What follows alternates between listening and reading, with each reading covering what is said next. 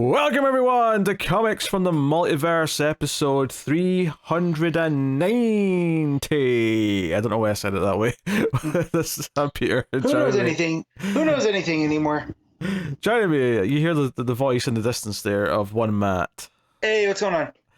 It's a DC Comics podcast. We get together, we talk about the books we read this week. Coming up on this week's show, we have Titans Beast World issue 4, Action Comics 1061, Batman and Robin issue 5, Green Lantern issue 7, Outsiders issue 3, Matt, because he's a masochist, decided to read Wesley Dodds' The Sandman issue 4, so he'll be talking about that. And I've got a Patreon book. I'll be talking about a classic comic of Batman and the Outsiders issue 10. So that is what's coming up on this show. And because of the way the week's worked out, it's just a little too early for solicits, so we'll be doing solicits next week. I assume anyway, unless they hold them for some reason, but right. I'd expect them next week. I can't imagine they wouldn't be out next week. Nah, I doubt it. So, how's your week, Matt? What's been happening? Pretty good. Pretty quiet for the most part. So, yeah, how was yours? Yeah, it's okay. I've been keeping up with movies still. I've been getting whiplash from going from good to bad movies. Yeah, your last 4 you posted were that's quite hilarious. Yeah. To be fair, I had a work-related reason for watching Mac and Me. It was for a show. I didn't just choose to watch Mac and Me. You've seen it before that, though, right? I mean, when I was like 6 or 7. Okay. Like I didn't remember it that well. Gotcha. There was like tinges of nostalgia, of like deja vu memories coming to me as I was watching it. But I couldn't have told you much about it before I watched it. I remember the McDonald's scene very vividly. I remember the ending, and then of course the scene that Paul Rudd always brings on Conan. Do you know that dancing scene at McDonald's is very famous for being this stupid bad scene and its product placement at its most potent and all that. Yeah. Mm-hmm. There is no reason why there's a dance starting. I mean, I think David pointed out there's like a sign in the background that mentions there's a dance competition, but I don't understand why there's a dance competition happening at McDonald's. You'd think McDonald's was the happiest place on earth in this movie, based on what you see when they walk in there. Everyone's dancing and laughing and having they literally walk into a commercial because it's got that weird advert logic of everything's super happy, but nothing. It's never really this way, obviously. No. But this is how adverts sell you these things. And, like, adverts for Coke, for example, will make you think that you're in a dream floating when you take a sip of Coca-Cola and the sparkles fall from the skies around you. Or that polar bears are very friendly and cuddly. Definitely should not. Yeah, I feel like you want that one to be true, though. I do. Again, if not friend, why friend shaped? But yeah, no, I remember that. I remember they have Mac dressed up as a teddy bear and he's dancing around, and it's very, very vivid, but nothing else in that movie at all. In fact, the ending of it, I was shocked to learn as an adult, is as dark as it is. It was actually even darker in the original cut. They had to edit it down to for the MPAA to let them put it out. So I didn't remember any of that, but I remember the ending with Mac's people showing up very, very vividly. What do you mean showing up? They're in the whole movie. See, tells you how much I remember. You whole need to watch it again. That's what we're learning. You have to revisit Mac and Me. I think I'm good. I'm actually gonna find out if my wife has seen it. And here, have you ever seen an E.T. ripoff? Actually, what you'll find interesting watching it now is Alan Silvestri did the music, and you'll hear that he's just reusing a lot of his Predator cues.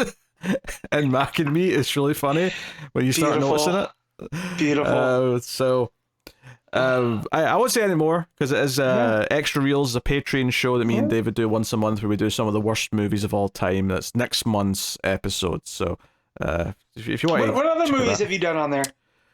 Oh, let's see. We've done about I don't know, 7 or 8 now. We've done 2 Neil Breen movies. Who is the author? He's the Christopher Nolan of 1 out of 10s. We done Double Down, which was his first movie, and we did I Am Here Now, which was his second movie. So we're just going. We did those like 6 months apart. So we'll probably do his third movie in about 6 months' time.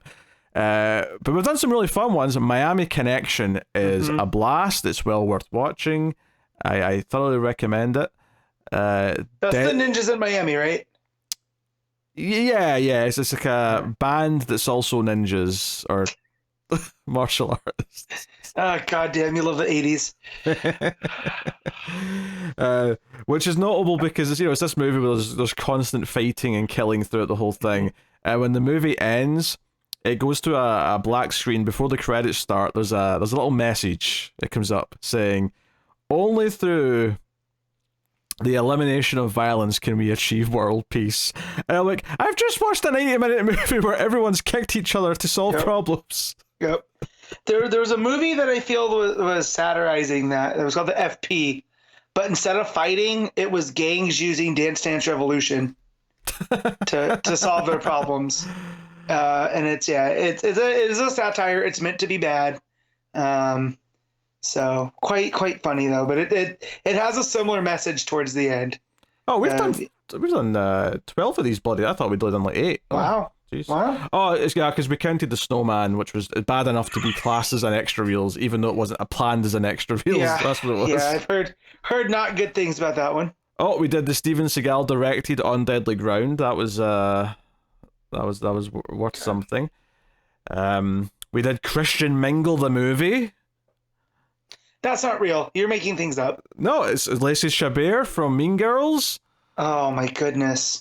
What happened to her career? She's in her 30s, she's trying to date, but she can't find anyone. So she fakes being a Christian to join Christian Mingle.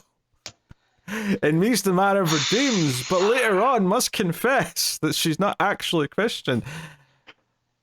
Oh my goodness. I actually didn't know Christian Mingle was a real thing. I thought it was just made up for the movie, and then found out otherwise. It's a real one. But there's a couple of Miami Connections worth watching. We did a movie called Gone with the Pope, which I actually quite enjoyed. It's not a great movie. Gone with the Pope. I'm seeing where that's at. And then Dangerous Men is like an absolute tour de force of just nonsensical decisions, which I would happily recommend as well. We've done some painful movies, we've done some watchable movies. Honestly, Mac and Me kind of falls in the middle, where I actually think it's more watchable than some of the ones we've done. Because it's still a studio movie with a budget, and this, it's bad. It's really bad, but it's a very watchable, very bad. So, it's a whole thing. So that's we have 2 monthly shows on Patreon. We have that, and then we have Criterion Cut, which is the opposite, where we're doing Criterion Collection movies. So you guys just found the polar opposites and made them work. For sure. So, yeah. Oh well, there you go. That was my week. I watched Mac and Me. I watched a lot of wrestling and hockey. Fell asleep on the couch numerous times. It's been winter not treating me so well. So my cold is gonna be different from your guys' cold, but it's been in the 20s here, which I don't know if that converts in your guys's, but I mean that is negative. That is quite cold. Yeah. That's not cold. That's if anything, you might even be going colder than I usually go. Yeah, it's been not so fun to take the dogs out at night. So I get cozy after dinner with a blanket on the couch, and before you know it, I'm zonked out. But we did start Only Murders in the Building season 3. So yeah, that's actually as cold as it gets here, but it's rare to go that cold. So you're If anything, like I would say, most winter nights I'm only going down to like. Let me convert this for you. I'd go down to maybe the upper 20s is kind of the normal winter night here. Yeah. So when I woke up to play football this morning, it was 31 degrees. So it was actually below freezing for us, because 32 is our freezing. So I waited, drank a lot of hot coffee before I went out. So the fact that it's colder here than it was in your place is befuddling. Yeah, that's much worse than it typically gets. You're much further north. Like, I expect that in yours. I mean, our winters do get cold. Like, the desert does get cold, but this is the coldest it's been in a minute. So, where it's like uncomfortably cold. I mean, don't get me wrong. It feels cold in the winter here, but it's actually quite mild. Like, it's not compared to, say, Canada, which gets ridiculously freezing. One of the local wrestlers I know here in town, she's up in Alberta. I can't remember if she's in Calgary or Edmonton, and it's minus 23. So no, thank you. I'm glad that's not us. Wait, Fahrenheit? Yes. What was minus 23 in Fahrenheit? Minus 30 Celsius? Holy shit! I can't even imagine what that feels like. No, I've been in minus 4 Fahrenheit, and it's not fun. It feels like every breath you take is stabbing you. You know, because it's that cold. Yeah. So no thanks. And they live there, and they go about like it's nothing. They're a different type. Yeah, they're built different. I can't even imagine what that feels like. That's shocking. We should make Connor go deal with it though. I think he would flourish. He'd flourish. As long as there's no sun, because that amount of sun on that cold, he might implode. Oh dear. Anyway, shall we do your favorite segment of the show, Matt? We should. The ComiXology You had me top looking 10. up Mac and Me to see what other, and the fact that there was supposed to be a sequel is hilarious. Oh, it ends with the end question mark. Like, yes, it is. No one's going to want any more of this. So looking to see who directed it, and it's like, oof, he's done absolutely nothing. Absolutely nothing I recognize. I don't think most people in the movie went on to do much else, to be honest. Yeah. So, yeah, let's figure out what was number 1 for the ComiXology. Well, RIP. What are we calling this now? the Kindle Comics release chart. I know, it doesn't sound as good, does it? But we're looking at Tuesday because they separate them by Tuesday and Wednesday, so we're looking at DC's day first. What do you think number 1 was, Matt? I'm going to guess it's Titans Beast World. Nope. What? Wow. Is it Action Comics? It is Action Comics. Wow. People showed up for a new run by Jason Aaron. Yeah, Jason Aaron sells. 2 is Titans Beast World. 3 is Green Lantern. 4 is Batman and Robin. 5 is Outsiders. 6 is Wesley Dodds the Sandman. 7 is Fables. 8 is Speed Force. And we're basically out of DC books by that point. So next is Fafrid and the Grey Mazur Collection. I don't know what that is. And then Helsing Volume 3, second edition. I don't know what those are, but clearly there's not a lot of DC books out this week because even they can't even get to 10. So we'll leave it there. Very good. Wednesday, Matt, you got a guess for Wednesday? So there's 2 I could go with because there's 2 new number 1s. Yeah. One of them is an X book. One of them's a Spider book. So I'm going to go, just because it's the one that I heard more buzz about this week, I'm going to guess Ultimate Spider-Man number 1. That's correct. Ultimate Spider-Man number 1 by Jonathan Hickman, the Ultimate relaunch, taking that top spot. 2 is Rise of Powers of X, issue 1. That was my second. That was the other book. Yep. Number 3 is Transformers 4. So fair enough. That's actually quite good for a non-Marvel book. Yeah, I mean that's Daniel Warren Johnson. So yeah. Then we got 4's Wolverine, 5's Avengers, 6 is Thunderbolts, which is the miniseries. 7 is Giant Size Spider-Man. And then number 8 is Star Wars 42. Number 9 is She-Hulk. And number 10 is Miles Morales Spider-Man. So, it's still Marvel dominated, but Transformers getting quite high there, surprisingly. I guess big things are happening. Yeah. Is there a new character in there or something? Oh, there's a Rebel Moon comic starting this week. Oh dear. Oof. That is the most vapid, like, corporate, we just want to start a franchise with no ideas ever. There's going to be a comic, there's going to be a tie-in this and a tie-in that, and it probably wants to be a video game, but I doubt they'll get one. Video games take too long to make. Yeah. So, you know, as evident by Suicide Squad Kill the Justice League coming out next month, and it chasing trends that were dated, like, years ago at this point, so no one's excited about it. Everyone's just kind of made their mind up. I'll put it this way, Matt. The previews, hands-on previews came out this past week for Suicide Squad Kill the Justice League that typically these types of previews, with your IGNs and your GameSpots will do these previews. They're always kind of positive, even when the game turns out not to be that great. They're kind of like playing softball with the publishers to keep everyone happy. Yeah. Some of these were just negative, which almost never happens. They were just, this isn't very good. Like, oh, all right, okay. That's it. But I'll find the one positive in this is that maybe the cross branding is the reason Samoa Joe is now the AEW champion. So I'll take that. Sorry, the game's terrible, but King Shark has the title. I think it's just a right time, right place thing, because MJF needed time off. Yeah. Joe was just the right opponent. I think that's really. Yeah. I think he lucked out just to being the right guy at the time. I'm glad, But I know next. I think it starts next week. They're doing cross promoting with the Suicide Squad video game. That's because it's on the Warner Brothers owned network. Yep. So yeah, good luck with that. Yeah. There was I don't know if you saw any clips from it, because I know you're kind of not out on wrestling. You have other things going on.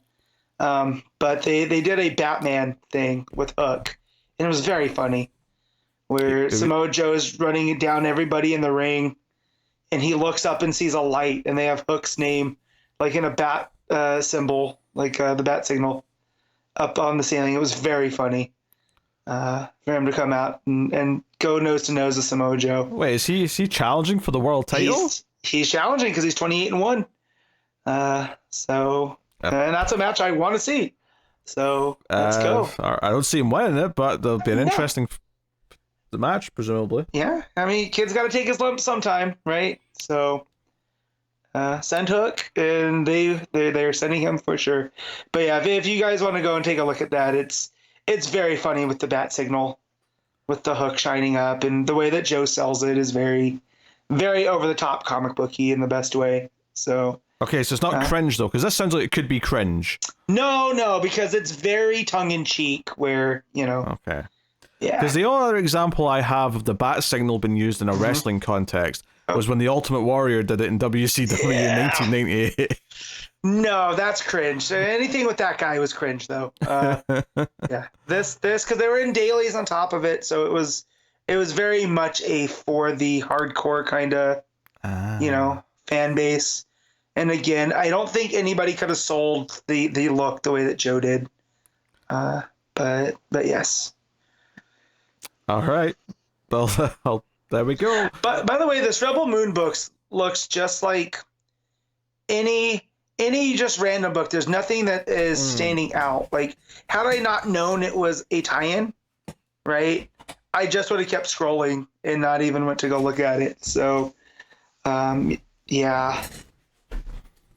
That's also speaking of that I guess franchise, now that there's a comic of it.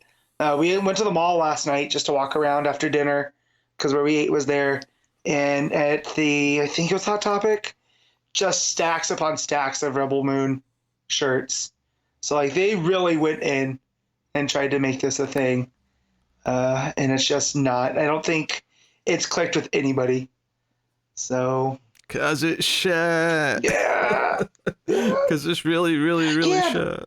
But sometimes when stuff is bad, it finds a certain audience, and you know what I mean? You're just like, who's this for? But clearly this, but on all fronts, so like the comic, the shirts, It's because like the bad stuff that tends to still find an audience is because at least it's coming from someone who thinks like someone who is genuinely tried to make something, even if they're the reason why The Room, right, is to take a bad movie as an example. That's fun because he genuinely thinks he was making a masterpiece. But Rebel Moon is just such a Frankenstein's monster of just stolen things from other movies that there's nothing in it to be excited or passionate about. There's not even something silly in it to be like, oh, this is at least fun because it's got a crazy energy. There's no energy. There's no ideas. Right. It's just Zack Snyder parody.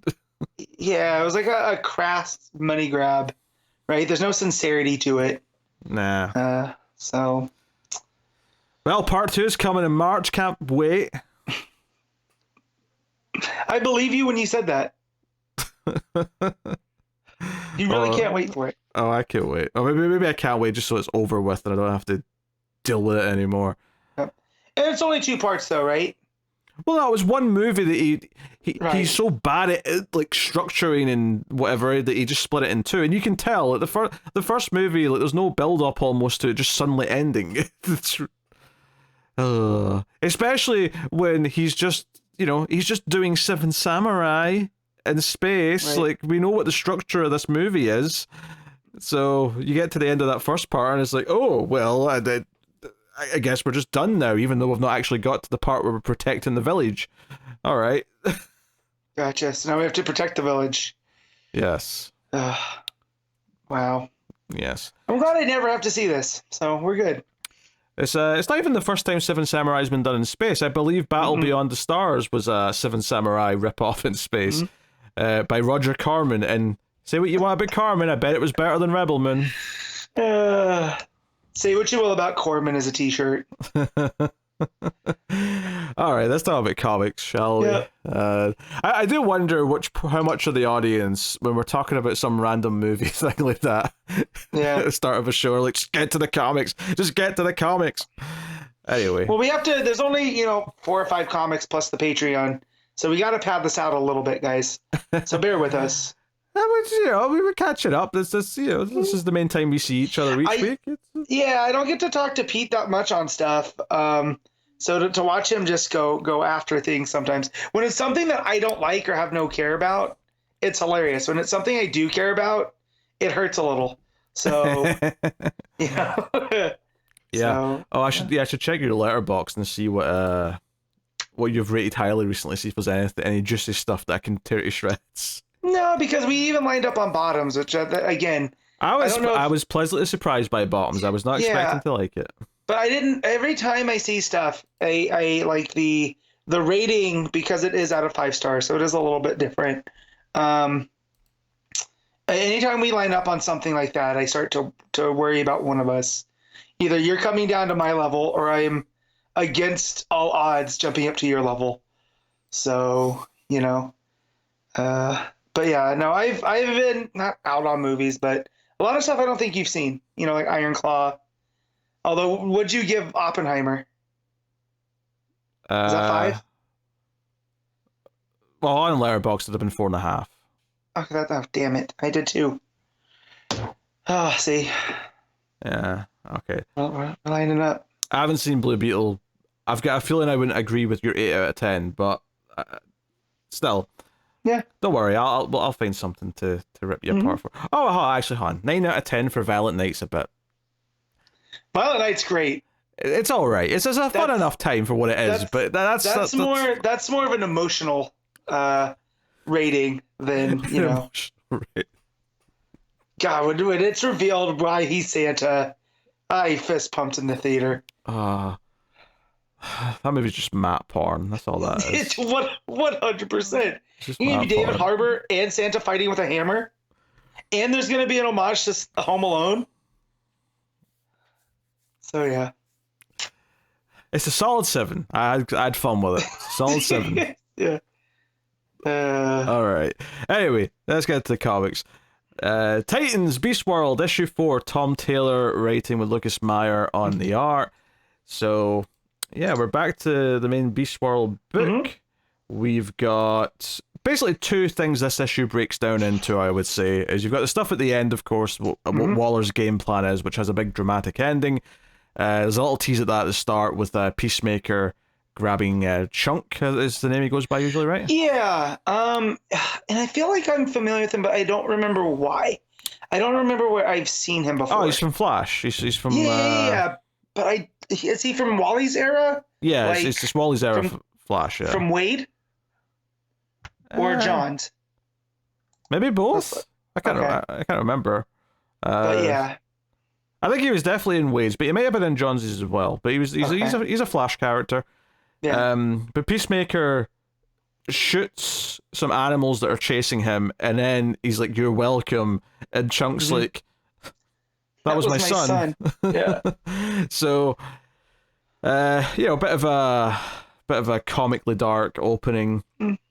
I mean, and it's on par for Peacemaker. Like, and again, the way that Lucas Meyer draws him, it's very much John Cena, right? So you can hear it in the show voice. I certainly wasn't complaining. This is just kind of a tease because it sort of indicates that Amanda Waller's got a plan, but we don't know what yet. But the bulk of the issue in the middle, though, is dealing with the fact that Giganta, who was dealing with the animals, she wasn't even doing anything bad, but she gets large because she's dealing with the animals, and sure enough, some of the spores, some of the Garo spores, get inside her mouth, and she turns into a kaiju-sized bear. I feel like Matt probably enjoyed this issue. Yep.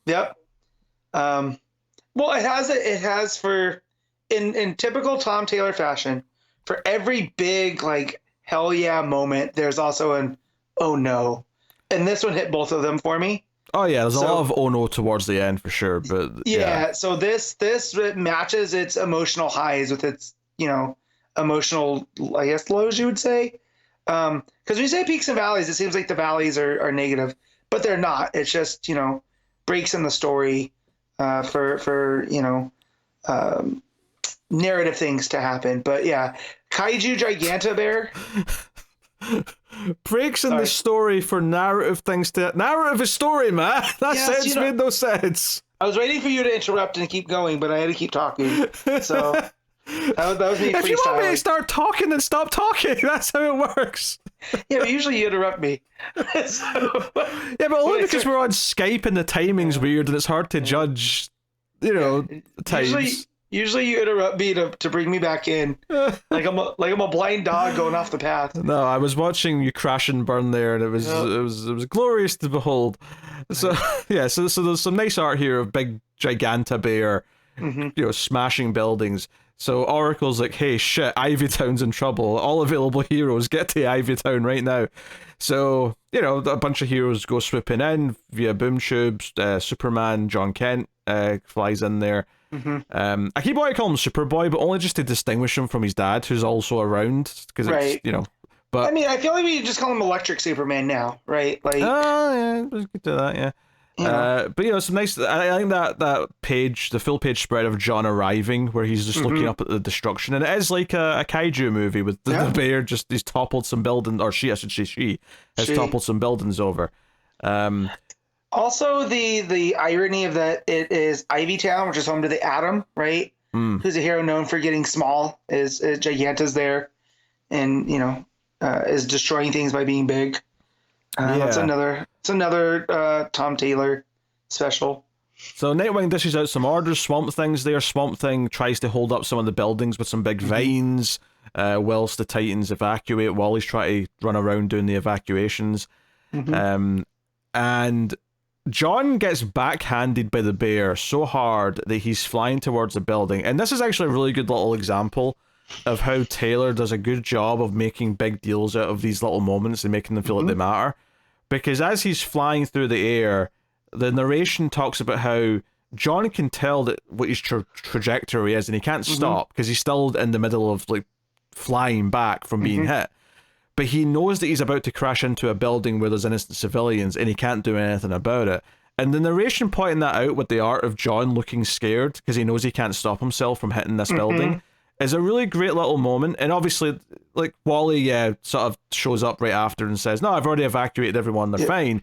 But the idea of him being scared for that split second, just for that half page, I thought really humanized the moment of the potential collateral damage as these heroes are being flown around. Well, and it shows, like, too, the heroic aspect of it, that John wants to stop, but he can't, right? It's out of his hands. So it's not like he's just recklessly going in there. But it's that on that page after when Wally has him, says that he cleared the building, where the narrator says, the problem with super sight is you can see everything, the pain, the people crying for help, the bodies, the grieving. And it just really drives home that too. When we think of super sight, we think, Superman's, scanning the city for people who need help, but you're also subject to the after effects too. It's not something that these guys can just turn off. Yeah, so he electric blues up, he gets motivated, Wally gives him a little pep talk, and he basically lifts up the bear. Well, him and Starfire. Starfire sort of lifts up, pulls the bear up from the top while he pushes from the bottom. So we get basically the idea is they want to make a big boom tube to get the bear away from civilization, but if they can't make a big enough boom tube in this middle of the city because it might suck in like half of people, buildings, whatever. So they need to get him up in the air. So they do. Cyborg makes a big boom tube and drops the bear in a baseball field.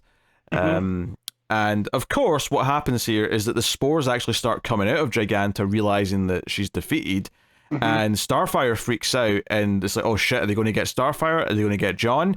And then John just like his electric powers just sort of kick in, and he just fries them all before they can get close to them. So it's a really Meyer kills that one because the colorist, because it's John and Starfire, right? And he's all blue, and she's of course her orange, and that whole page is just contrasting colors of blues and orange and purples. Well, you remember that time in the 2000s where every single movie poster was a mixture of blue and orange? That's true. But it just looks, and he looks like, he's at a diagonal too, which really makes him pop in the frame. Draws your eye to the whole thing. Yeah, he almost looks intimidating in that panel, actually. Yeah. But yeah, Giganta's back to being human, or meta, at least again. Yeah. So she's back into her normal form, but she's still giant. But I do appreciate that it takes a full page spread after this, showing that they still need to help the civilians. Swamp Thing's still holding up buildings. We've got paramedics and firefighters running around with the Titans in here now. So it really sells the chaos that's happening all over the world. This is just a fun idea. It's like, okay, you got Giganta, you've got a character who gets large. What if she turns into an animal when she's large? So we effectively get half of an issue, which is a kaiju disaster for them to deal with, and it's a really fun time. The art's really good, and the tone is definitely more serious than, because we also have Justice League and Kong Godzilla going on, but that tone's completely different. Yeah, that's just more a bit of fun, whereas this feels like, oh no, people might die here. Not the heroes, but like civilians might die here. Right. And so just the fact that Taylor's able to make all of that work, and it doesn't feel goofy or anything. It's him working at his top. Yeah, for sure. And I like this next bit actually because it sort of tied it into continuity in a way that I wasn't expecting, where Sergeant Steele ends up on the news talking about how the Titans are protecting their own. We have to deal with this ourselves because they're basically Sergeant Steele saying we have to kill that big star. And the Titans are like, no, we're going to protect Arrow. So, because the hope is, of course, that they'll turn them back somehow or they'll fix them. Right. But I appreciated this because it was like, it's not directly referencing the Wonder Woman comic, but the fact that he's in this position of power is a tie to that book, because that's Wonder Woman, the book, put him in that position. Yeah, and I feel like it's a slight tip of what's going on, because he's part of the Bureau of Sovereignty, it says. And we know that the Sovereign is who Diana's going up against. So is this a shade of things to come? I think it shows the organization that he's been put in charge of in Wonder Woman. Yep. So when I said there was no direct reference, I just meant they never brought it up in like dialogue. No one mentions Wonder Woman or what's going on with the Amazons. It's not the AXE, right? Because you couldn't have the Amazon people coming after the superheroes. I mean, actually, I don't see why not. There'd be a lot of crossover, but it seems like it's a new thing that he's the head of. Yeah, it feels to go alongside it quite well, though. Yeah. So there's a really sweet moment here where Dick's like, no, we're going to protect, we have to protect the people, but we're also going to protect Garfield. And there's a little moment here where Raven looks over at him, all sort of like concerned in her eyes, and says, even though he could destroy us all. And Dick says yes, and she just says thank you. I thought that was a really sweet moment, especially since they kind of set this up in the Sergeant Steele's rant on the news. He actually kind of like shames them a little bit by saying, oh, they're not killing Gar because one of the Titans is sleeping with him. And like I mean, why anyone knows that Raven and Beast Boy are in a relationship in the outside world, I'm not sure, but he does. So he sort of like, he says it as if he's on like some gossip TV show, and saying, oh, they're only not doing this because one of them's shacking up with them, kind of thing. And not just that, he refers to her as a demon too. Yeah. On top of it, it says, there's a but they have a demon in their ranks who has been sleeping with the monster, and it's completely dehumanizing them, right? Yeah, it's demeaning. Yeah, it's the sort of thing where you could easily take out the word demon and just replace it with slut, and it would work in the real world. But here, of course, we're in DC, so we've got all these other things going on.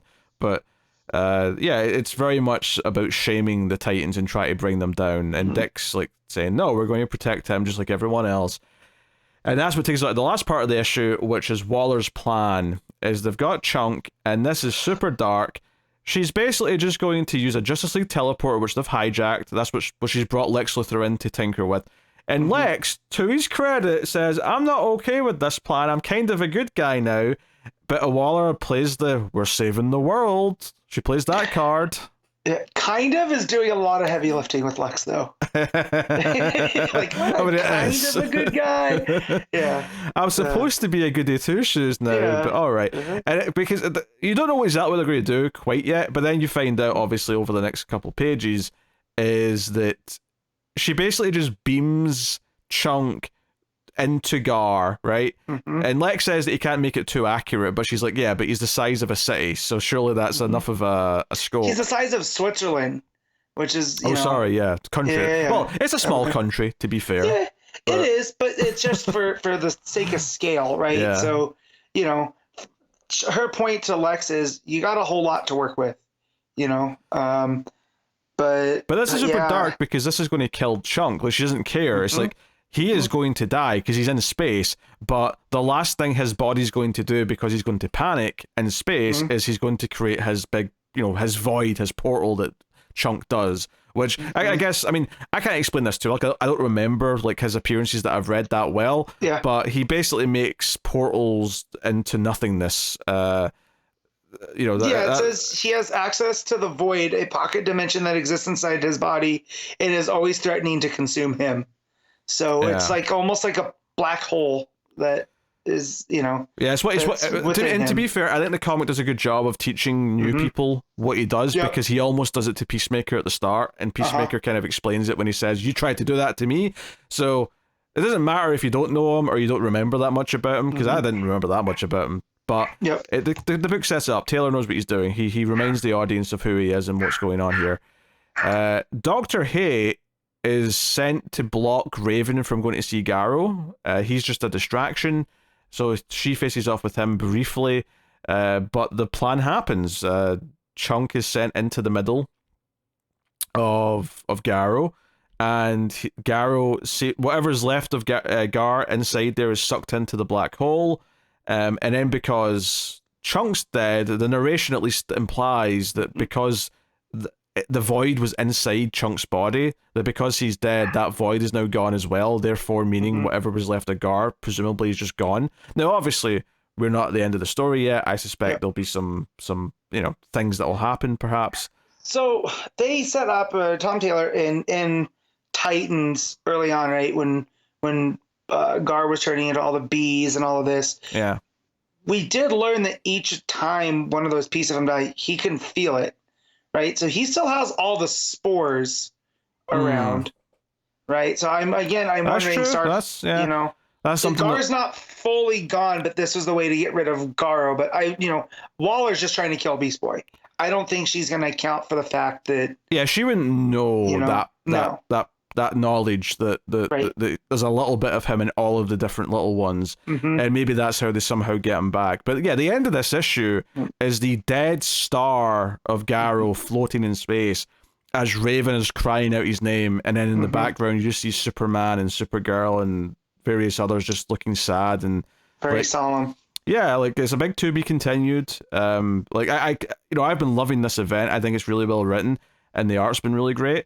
I think one of the critiques I had maybe last issue was that it didn't really feel like it built to an ending. This one absolutely does. This one builds up to a crescendo and gives you a big cliffhanger to, like, sink your teeth into. Yeah, this feels like the big turn before the final act, right? Like, I mean, we're 4 out of 6, right? Or maybe 7. I don't know how many there is total, but it should be about that. So, but yeah, and it feels like with Waller, and because even Dr. Hate, right, he just lets her go, right? He is, yes, it's done. You can go say your goodbyes, right? So there's even like this, just this coldness to it all, right? Whereas like, what is Waller's overall plan here, right? Like, yeah.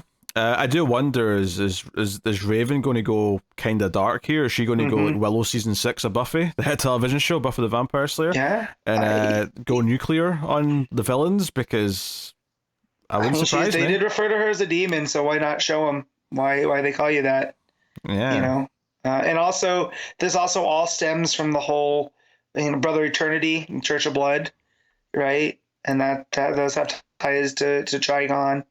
And all that too. So it wouldn't surprise you if Trigon gets involved. She's going to call her dad and be like, help me try. I need some help try. Yep. So... Oh, you don't know what I'm referencing there, man. I don't. What's that? It was when DX first formed back in 97. They weren't quite sure how to refer to Triple H yet. So there was one random week where people kept calling him Try. Instead of Trips, they called him Try. That's so funny. Oh boy. Yes, credit to OSW for bringing that to my attention in recent years. Anyway, so no, very very good issue of the event. I think the art here it was very good, much like it was last issue. Lucas Meyer did these 2 issues. I suspect we'll be back to Reese maybe next time, but I think this issue kind of had a bit of everything. It had the big action stuff with the Giganta bear kaiju stuff. It had the tease of what was to come at the end, it crescendoed properly, and then the ending was quite dark. And I think there was even some nice world building with having the Sergeant Steel stuff talking about stepping in and doing something with the Titans, which ties nicely into what's going on in Wonder Woman, and all that other stuff. So very good. And this feels like it's playing with pieces that we've seen from Taylor's other stuff with Nightwing and the whole idea that he views his friends as family, right? So he's it was his full intention not to let anything happen to Gar, despite him being, fighting against them, and just the look to Raven and all of that stuff. And then even with John and his electric powers and still kind of figuring out being the hero. These are all hallmarks that were in not Adventures, but the Superman book and then in Adventures. Yeah, it is curious, next issue, like, are we shifting to Dr. Hate and Waller as the primary threat? But it also made me realize, asking that question, that we don't actually know what happens to all of the spores at the end, because we don't see anyone on Earth, like the beast people. Like, do they turn back to normal? Does the spores come out of them, or are they all still active? Because obviously Waller thought that was going to solve the problem, but there's every possibility the next issue she has an egg in her face at the start where she realizes, oh no, that didn't actually solve anything. The big one's gone, but all the spores are still doing beast transformations. So if that's still happening, then obviously they'll still have to deal with that. But I don't know, because the end of this issue, despite the big dramatic moment, doesn't reveal what's happening on Earth as a result of the big Garrow death. No, and we have Nightwing and Titans next week too, so I'm sure. Fallout. There's going to be big Fallout things for those. But yes, I just checked to see in what order. But it's definitely curious to what Waller's doing too, because I'm still trying to figure out her time on Earth 3, right? How does that all play into, and Dr. Hate, because we still have to, there's still that mystery out there too. Yeah, that was set up in, what was that? At the end of Night Terrors. We don't have to think about that. We've moved on. No. But again, the coldness with which they were saying things and stuff. There's a familiarity there, I feel. So, but no, this was all very good. Yeah. All right, what are you rating Titans Beast World issue 4? I'm gonna give this an 8.5. Yeah, I think I'm even going to go as high as the 9. I really enjoyed this. I feel like a big turning point issue. Had the emotion, had the action, had good art. It was a full package. Action Comics 1061, Jason Aaron writing with John Timms on art. So this is the start of this new Action Comics All-Stars thing they're doing this year, where there's going to be a new creative team every 3 issues, so they all get 3 issue arcs. Notably, the page count is higher than our standard single issue. It's not quite... It's basically like as if there was one backup, it gets that page count of where the backup would be. So it gets about 30-ish pages So it's 3 slightly oversized issues, but not huge issues. So I guess it works out to be about 4.5 issues worth of page count by the time it's all done for the arc. But so this is a Bizarro story, which I was coming into kind of lukewarm, just because, you know. I like Bizarro in small doses. I like when he's more of a nuisance than a threat, right? Because he's inherently silly. And I just feel like he's one of those Superman like rogues that doesn't mean bad, and Superman just has to talk to him and, you know, be his friend. So this alters that formula a whole lot. Yeah, the funny thing for me was I was going in with kind of lukewarm expectations, but obviously Jason Aaron's a good writer, and and much like Batman Off-World, where I inherently aren't, I'm not as into the premise of that much. But once I started reading it, I'm like, you know what? He's still really good at actually crafting the story, so I'm kind of into it anyway. I was kind of expecting something similar from this, where I'm going in not necessarily being that enthusiastic, but it's probably going to be solid to read. And it, for the most part, it actually is. Like, I think the way he tells the story here, if anything, it does feel more like his early Thor run than anything else. The way he talks about this magical planet that Bizarro goes to. I think for me, though, I do really not like the ending because I don't like what it sets up. And part of it's because we're doing Beast World right now, DC. Jason, we've already got a big story going on where everyone's turning into something. So you'd assume that these are going to be 3 standalone stories, right? Like, not 3, but each of these stories is kind of standalone, and they could have just like, you would think they could have swapped them around. This could have came out after Beast World. Oh, I see. I mean, I imagine that the later ones just aren't ready, so they didn't have the choice. Maybe. But yeah. I didn't like where I don't. Well, actually, no, Matt. The second one's Williamson, and it ties into Superman, so they couldn't have moved that. That has to be where it is. God damn it, Williamson. Because again, but see, I also like, you know, the version of Bizarro I like isn't from a multiverse, right? He just, you know, through science and whatnot, through deviousness on Luthor's part, there's a square Earth. He's basically, in some ways, he's like a earlier version of the Connor Kent Superboy, right? He's like, it's Lex trying to make his own Superman, effectively, gone wrong. When you make him from a multiverse, and it changes that kind of dynamic, and we've had so much multiverse stuff going on, right? That adds a bit to the fatigue. But yeah, so the story starts off on that sorcerer world, right? Where it's, I remember learning about it from Legion, because one of the Legionnaires is from this, I'm trying, it's Xerox, right? Like the copier. I was just going to make a photocopying joke, Matt. Yeah. Yeah. And so it's this planet of wizards, and, you know, and Aaron does do that, like you said, with Thor, sets it up with like this mythology that's baked in, and how, you know, they say that all the magic maybe had come from this planet, you know, across things. And it turns Bizarro into this threat because he shows up to, like, we're not quite sure what his plan is. Well, he doesn't really have one. I mean, I think as we find out later, because he keeps saying that he's not lost, which means he is lost. So it seems like he's just. We find out later on that his square planet has disappeared, and he doesn't really know where to find it. But the basic big thing that happens here is that they shoot magic at him, but because he's the opposite of Superman, it actually supercharges him, and he wipes them out, right? And then we skip ahead 6 weeks to, you know, Metropolis. Superman's doing his thing. And Bizarro shows up in the sky. Superman tries to talk him down, but Bizarro slaps him and he sends him flying to Venus. Like, Superman lands in Venus.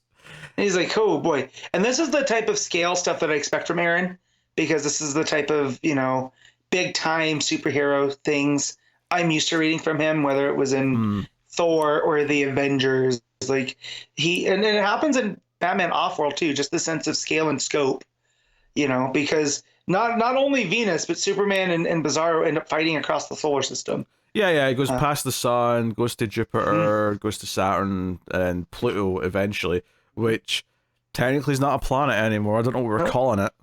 But it's a planetoid, or, you know.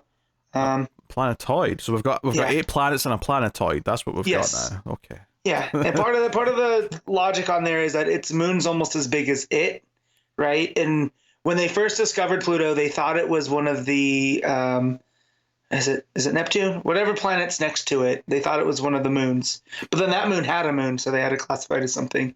Anyways, long story, short. It doesn't matter in the scale of things, except that they were really far away. Which, again, scale and whatever. However, in Beast World, right, Superman and co. are off in far space, and Superman's wearing like a mask, right? So again, this is just some of the, it feels like Silver Age-y Bizarro stuff that he's knocking him across the solar system. Yeah.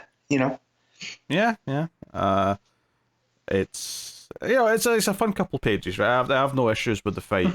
Obviously, Bizarro speak can get a little annoying. It was which I'm glad that he solves that a little bit. But yeah, eventually he speaks backwards, not like Bizarro, but like Zatanna, and basically tells him to speak normal, tells himself to speak normal, and he does. He starts speaking regularly after that, which was a relief. The format is normal, but the Bizarro speak, he's still saying me am, right? It's still in the Bizarro dialect, so. But at least now he means up when he says up, as opposed to, the opposite. Right, and when he says me am so sad, he means he is sad, not that he's happy. Yeah. So, he starts forming this big magical cloud above Metropolis, like he's doing something. There's like a helicopter reporting the news, try to follow the fight and see what's going on. We go to Bibble's bar at one point, and there's guys betting on how quickly Superman will solve the problem. But they're getting Lois and Jimmy are getting concerned because they're recognizing that he's super juiced with magic, and that actually might be a problem for Superman, and seemingly is. But whatever Bizarro was doing, he effectively makes like a big portal in the sky, which at the end of the story he gets sucked into. And Superman notes afterwards that it was like he was returning to himself again. So when he actually said that he was crying as he was being sucked in, knowing what it was going to do to the world, he was actually laughing because he was reverting back to being the opposite again. And that was some of that Jason Aaron low-key horror that he'll throw into things of when after this happens, Superman he tells Lois that he could still hear Bizarro's crying, days later. It couldn't shake. And then when he has the realization that, oh, that wasn't crying, that was laughing, right? That gave me chills. Yeah. I mean, Bizarro wanting to do this, if he even mean to specifically do this, and it feels like he probably did. He probably wanted to turn Earth into his world again. Yeah. But yeah, the end of the issue is that Lois and all the other humans in Metropolis all turn into Bizarro versions of themselves. And even Superman is laughing maniacally. He's different from the others. He's not just turned into a Bizarro, but he is acting out of the ordinary. So I have to admit, the ending did really deflate me, because I'm like, that story where everyone in Metropolis is turned into a Bizarro version of themselves just feels like we're doing something similar already elsewhere, and I'm enjoying the other thing. It's not like because the other thing's bad. I love Beast World, but and recently in Williamson's, everybody got turned into a parasite. That's right. We just did this in Superman. So it was I'm a little bit upset because I like Bizarro. Like, he's not one of my favorites, but he's a character that I enjoy. But it's a very specific kind. So I remember there was a mini series that. It was the DC YOU imprint that was kind of just like funner, lighter stories. That was a road trip with two guys and Bizarro across the country to try to get him. I forget exactly where they were going. And that was the type of Bizarro that I like, because he's just kind of this lunk that means well, and they have to keep stopping him from doing heroics because it's just causing chaos everywhere they go. And so to have a more sinister Bizarro here, that it seems like that magic did something to him, because I feel like at the beginning when he's trashing the sorcerer's world and you get like this war cabinet of sorcerers to stop him, and it only supercharges him, I'm wondering if it was that something clicked and it made a more sinister Bizarro. Yeah, it is, it's kind of amusing at the start when they're saying, wait, we've got layers upon layers of magical protection, and you're telling me this idiot just punched his way through it. Like, that is a little funny. And they're like, yes, that's exactly what he did. It's just a little, I don't know, it's almost like everyone turning into something's becoming Superman's version of when, like, Gotham gets taken over by a villain. Yep. Right? Yep. It's becoming Superman's version of that. So, yeah.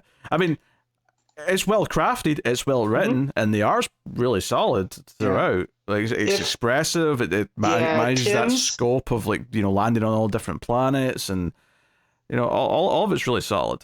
Yeah, and Tim draws a very classic-looking Superman in Metropolis and Lois and Jimmy. Like, it fits very well. So to be, like, the first entry into the Superstars thing, I mean, I would just ask them, why a Bizarro story to lead off with? Like, if I could ask Jason Aaron one thing, like, why is your first foray into Superman, why did you want it to be Bizarro? You must just like Bizarro, I guess. Maybe, but yeah, I really do like the art. Like Tim's when Superman at the end, when he gets, he's laughing and he's just slightly off. That looks really good because it looks like Superman normally, but the more it's one of those pictures, the more you look at it, the more messed up it gets. That's what it feels like. There's like an uncanny valley to it. Yeah.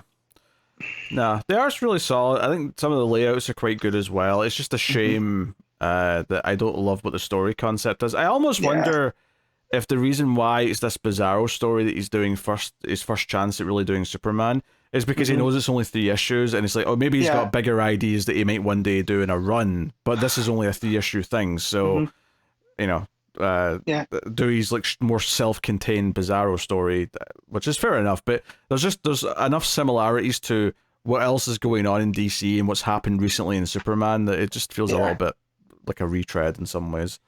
For sure, and it was a bit disappointing too, because again, I was looking forward to this because it is Jason Aaron. He's one of my favorite writers. He's writing my favorite character in Superman, and I kind of wanted something more of a bang out the gate, but maybe you're onto something, that there's something else that he's saving that big bang for. And I don't even mean there's anything planned right now. I just mean that in his own sort of tank, if you will, that he's got more Superman ideas, but they're all bigger. They're all going to take 12 issues or even 30 issues to do. And he's got to wait for Williamson to stop telling his story so he can get over there. Maybe that's possible. So you know what? Action Comics sold seemingly better based on the digital rankings than it has been. So I guess this refresh of the All-Star did help. Yeah. So I can't deny that it's maybe achieved something, but it's Superstar. Because All-Star is its own thing in DC, right? Like, it has its own. But yeah, this is the. But Action Comics All-Stars has alliteration. It sounds better. True. But they're going with the super part of this, with the Superstar. So yeah, I'll probably keep calling it Action Comics All-Star, and I was like, but on the cover it says Superstar. I'm going to level with you, Matt. I don't care. Okay, I'm just, I just don't want you to look dumb. That's all. I just want you to get it right. Oh, trust me, I'll make myself look proper dumb with something else. This is nothing. Yeah. Anyway, it's a perfectly subtle, from a technical perspective. It's very well crafted. It looks good. It reads well. Conceptually, I just don't love what it's ended up going. I'm still going to read the rest of it. It's only 2 more issues. I might as well. Yeah, of course. I'll keep reading Action unless it gets pretty bad. So, no. Yeah. So I won't even rate this that low because I think it is objectively pretty good. It's just, Yeah. I'd like a different story. So, what you rated Action Comics 1061? I'm gonna give this. It's a solid 8 out of 10. Nah, I can't go higher than a 7. Okay. The ending and just the feeling of like this is what we're doing in the story is just too strong to go any higher than that. But craft is strong for sure. Like I'm not going to besmirch anything there. So there you go. Batman and Robin issue 5, legacy number 71. Joshua Williamson writing with Nikola Čižmešija. Yeah, close. I think it's a cha, not a sa. So I think it's Čižmešija. Čižmešija, okay. Yeah. The best. There's too many umlauts and highlights and other things I don't understand on this. Yeah, I believe maybe they're Hungarian, I'm not sure. I remember looking it up because I read that Batman Zatanna story that was in Urban Legends, and it was the same artist. Okay. So, yeah. All right, so Damien's in high school. He thinks that his principal is actually the woman who trained him back in the League of Assassins, and he wants to infiltrate and find out what's going on. And Bruce is getting joined in by volunteering for some after-school activities. He's there for the pancake bake-out thing. Did you read this, Matt? Is this just me? No. This is just you. That's just me. I've gotten too far behind, and so... That's fair. I can't fault. This is just your revenge for all those books you read last week. But Batman had a pancake breakfast. I'm here for that. That's something that sounds nice. Yeah, it's the soccer tryouts for the school, and they're doing a pancake thing. And they do have a little fun joke here, actually, that I do like. It's like in Kindergarten Cop when all the single mums think Arnold's really hot, where all these... what was one of them says? He's a broken boy and I want to waste my good years trying to fix him. That really made me laugh because they don't know how broken Bruce actually is. But they're all very excited that he's Bruce... nice to look at, though. Yes. He's giving them pancakes. It's a whole thing. Damien's pissed that he's even there. Damien never considers, of course, that Bruce might just want to do a father-son thing by getting involved in his school life. But, of course, Damien's not taking that seriously. Damien, I think, is suitably looking a little older here. Like, not too much. Just like he looks like he's maybe 14, pushing 15 in this art, which probably feels about right now, I would say. You think early high school level for him, right? Like, yeah. So he's, it flashes back to them chasing Orca to find out what Shush and Man-Bat are up to. Still hate the name Shush, for the record. Yep. But there's some fun art here, which is a good point. This is a different artist, Čižmešija. I'm looking it up right now, and it's very hard to find I'm having fun trying phonetic to say it, if nothing else. Okay, there's no ill intent here. I actually like their art more than the previous artist. I think it's easier to follow. It's not as like the actual art style before was very clearly strong in terms of like the skill it displayed, but it felt like it all blurred together and it was hard to follow the layouts, I think. Here I think the art is better. I think it's expressive. I think the color palette from the colorist is a lot more pleasing to my eye, but mileage may vary depending on taste, because the art before certainly wasn't bad by any means, but I enjoyed the chase with Orca here, and the shock waves as Orca like crashes onto the docks, and Batman and Robin are jumping out the way and whatnot. But ultimately, Orca, it's just kind of sad because Orca's like, I just worked with them because I wanted to work with people of my own kind, because obviously the terrible trio had all turned into actual creatures. So it's actually a kind of a bitter end to the chase.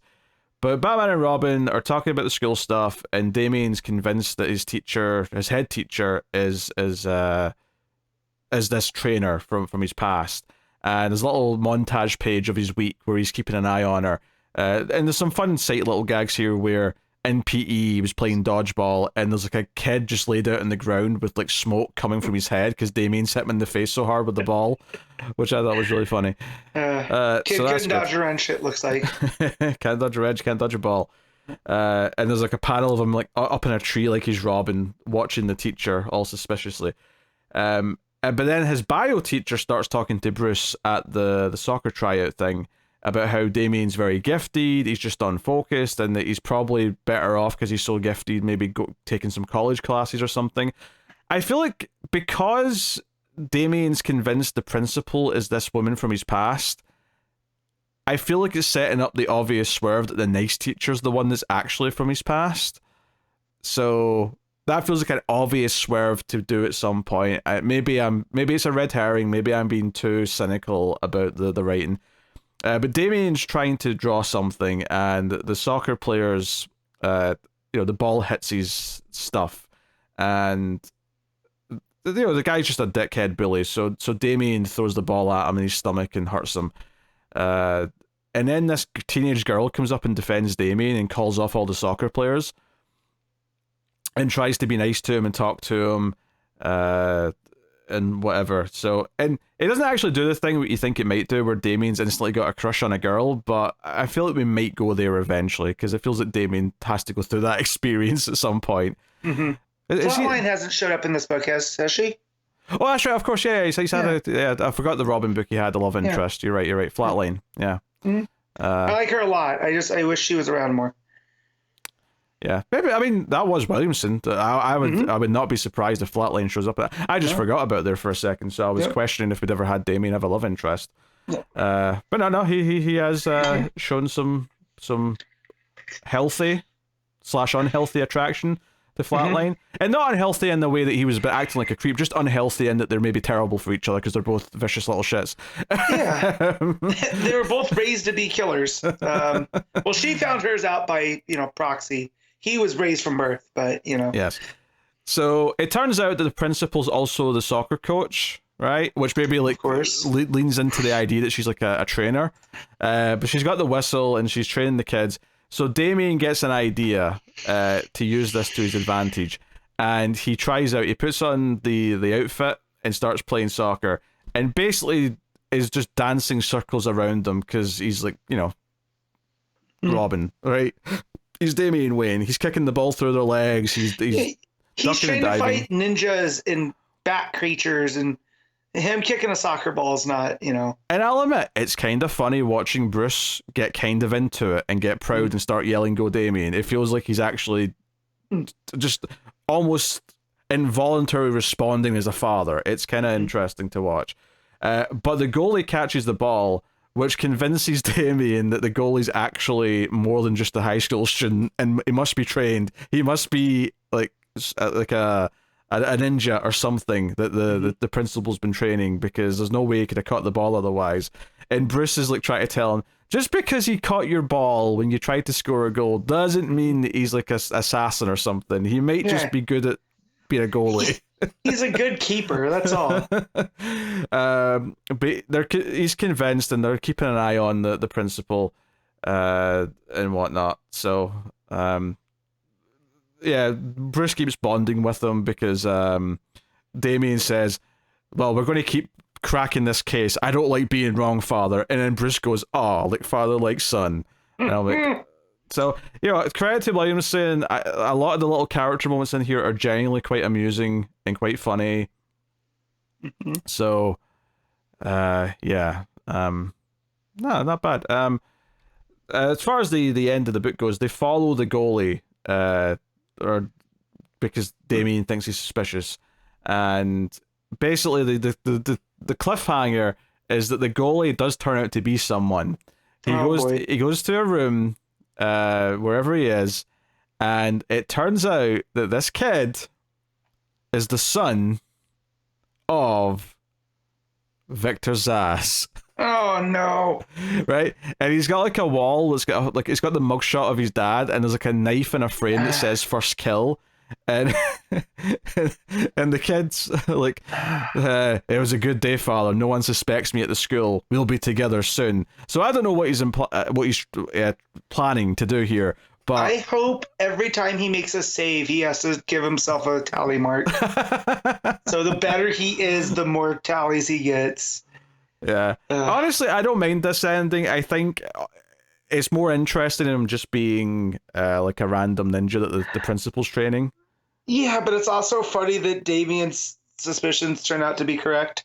Yeah, that's funny. Like, I feel like the tone of this, maybe Williamson's like writing style just works for the sense of humor that he brings to Damien, and that's why I like the Robin book. I've been a little bit more mixed on this one, but I do think all the high school stuff's been fun, and this is easily my favorite issue of the book because it was almost entirely that. Like, it was more focused around it this time, as opposed to doing all the shush stuff that was taking up a lot of the book before.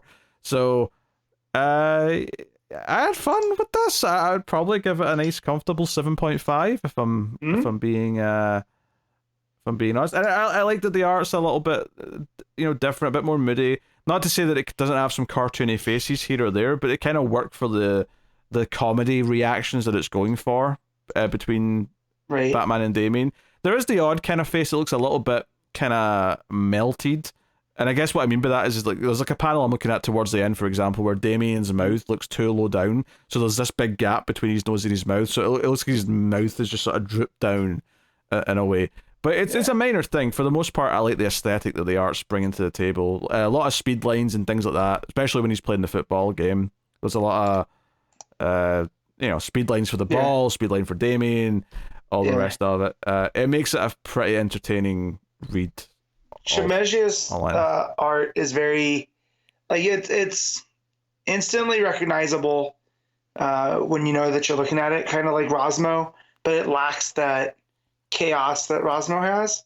But for me, it was an acquired taste. Like the more I read of it, the more I enjoyed it, because the stuff that you're talking about, like, because you get the occasional melty face or it almost looked unfinished, but there was a style to it that the more you get used to it, the less it bothers you.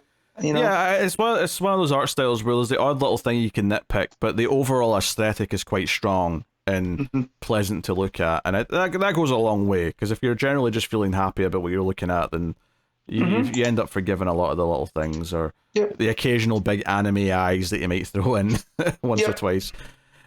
So yeah, no, honestly, solid issue. Probably my favorite yet of the book, mainly because it focused on more what I liked of the book, and some of the scenes were legitimately quite amusing and funny. So 7.5 out of 10. I think I'm happy to give. So good. Green Lantern issue 7, legacy number 543. Jeremy Adams writing with Amancay and Nahuelpan on the art. So this issue is mostly a flashback. Obviously, we had that reveal last issue at the end that Kilowog has not been alive. Jordan's been talking to a construct this entire time.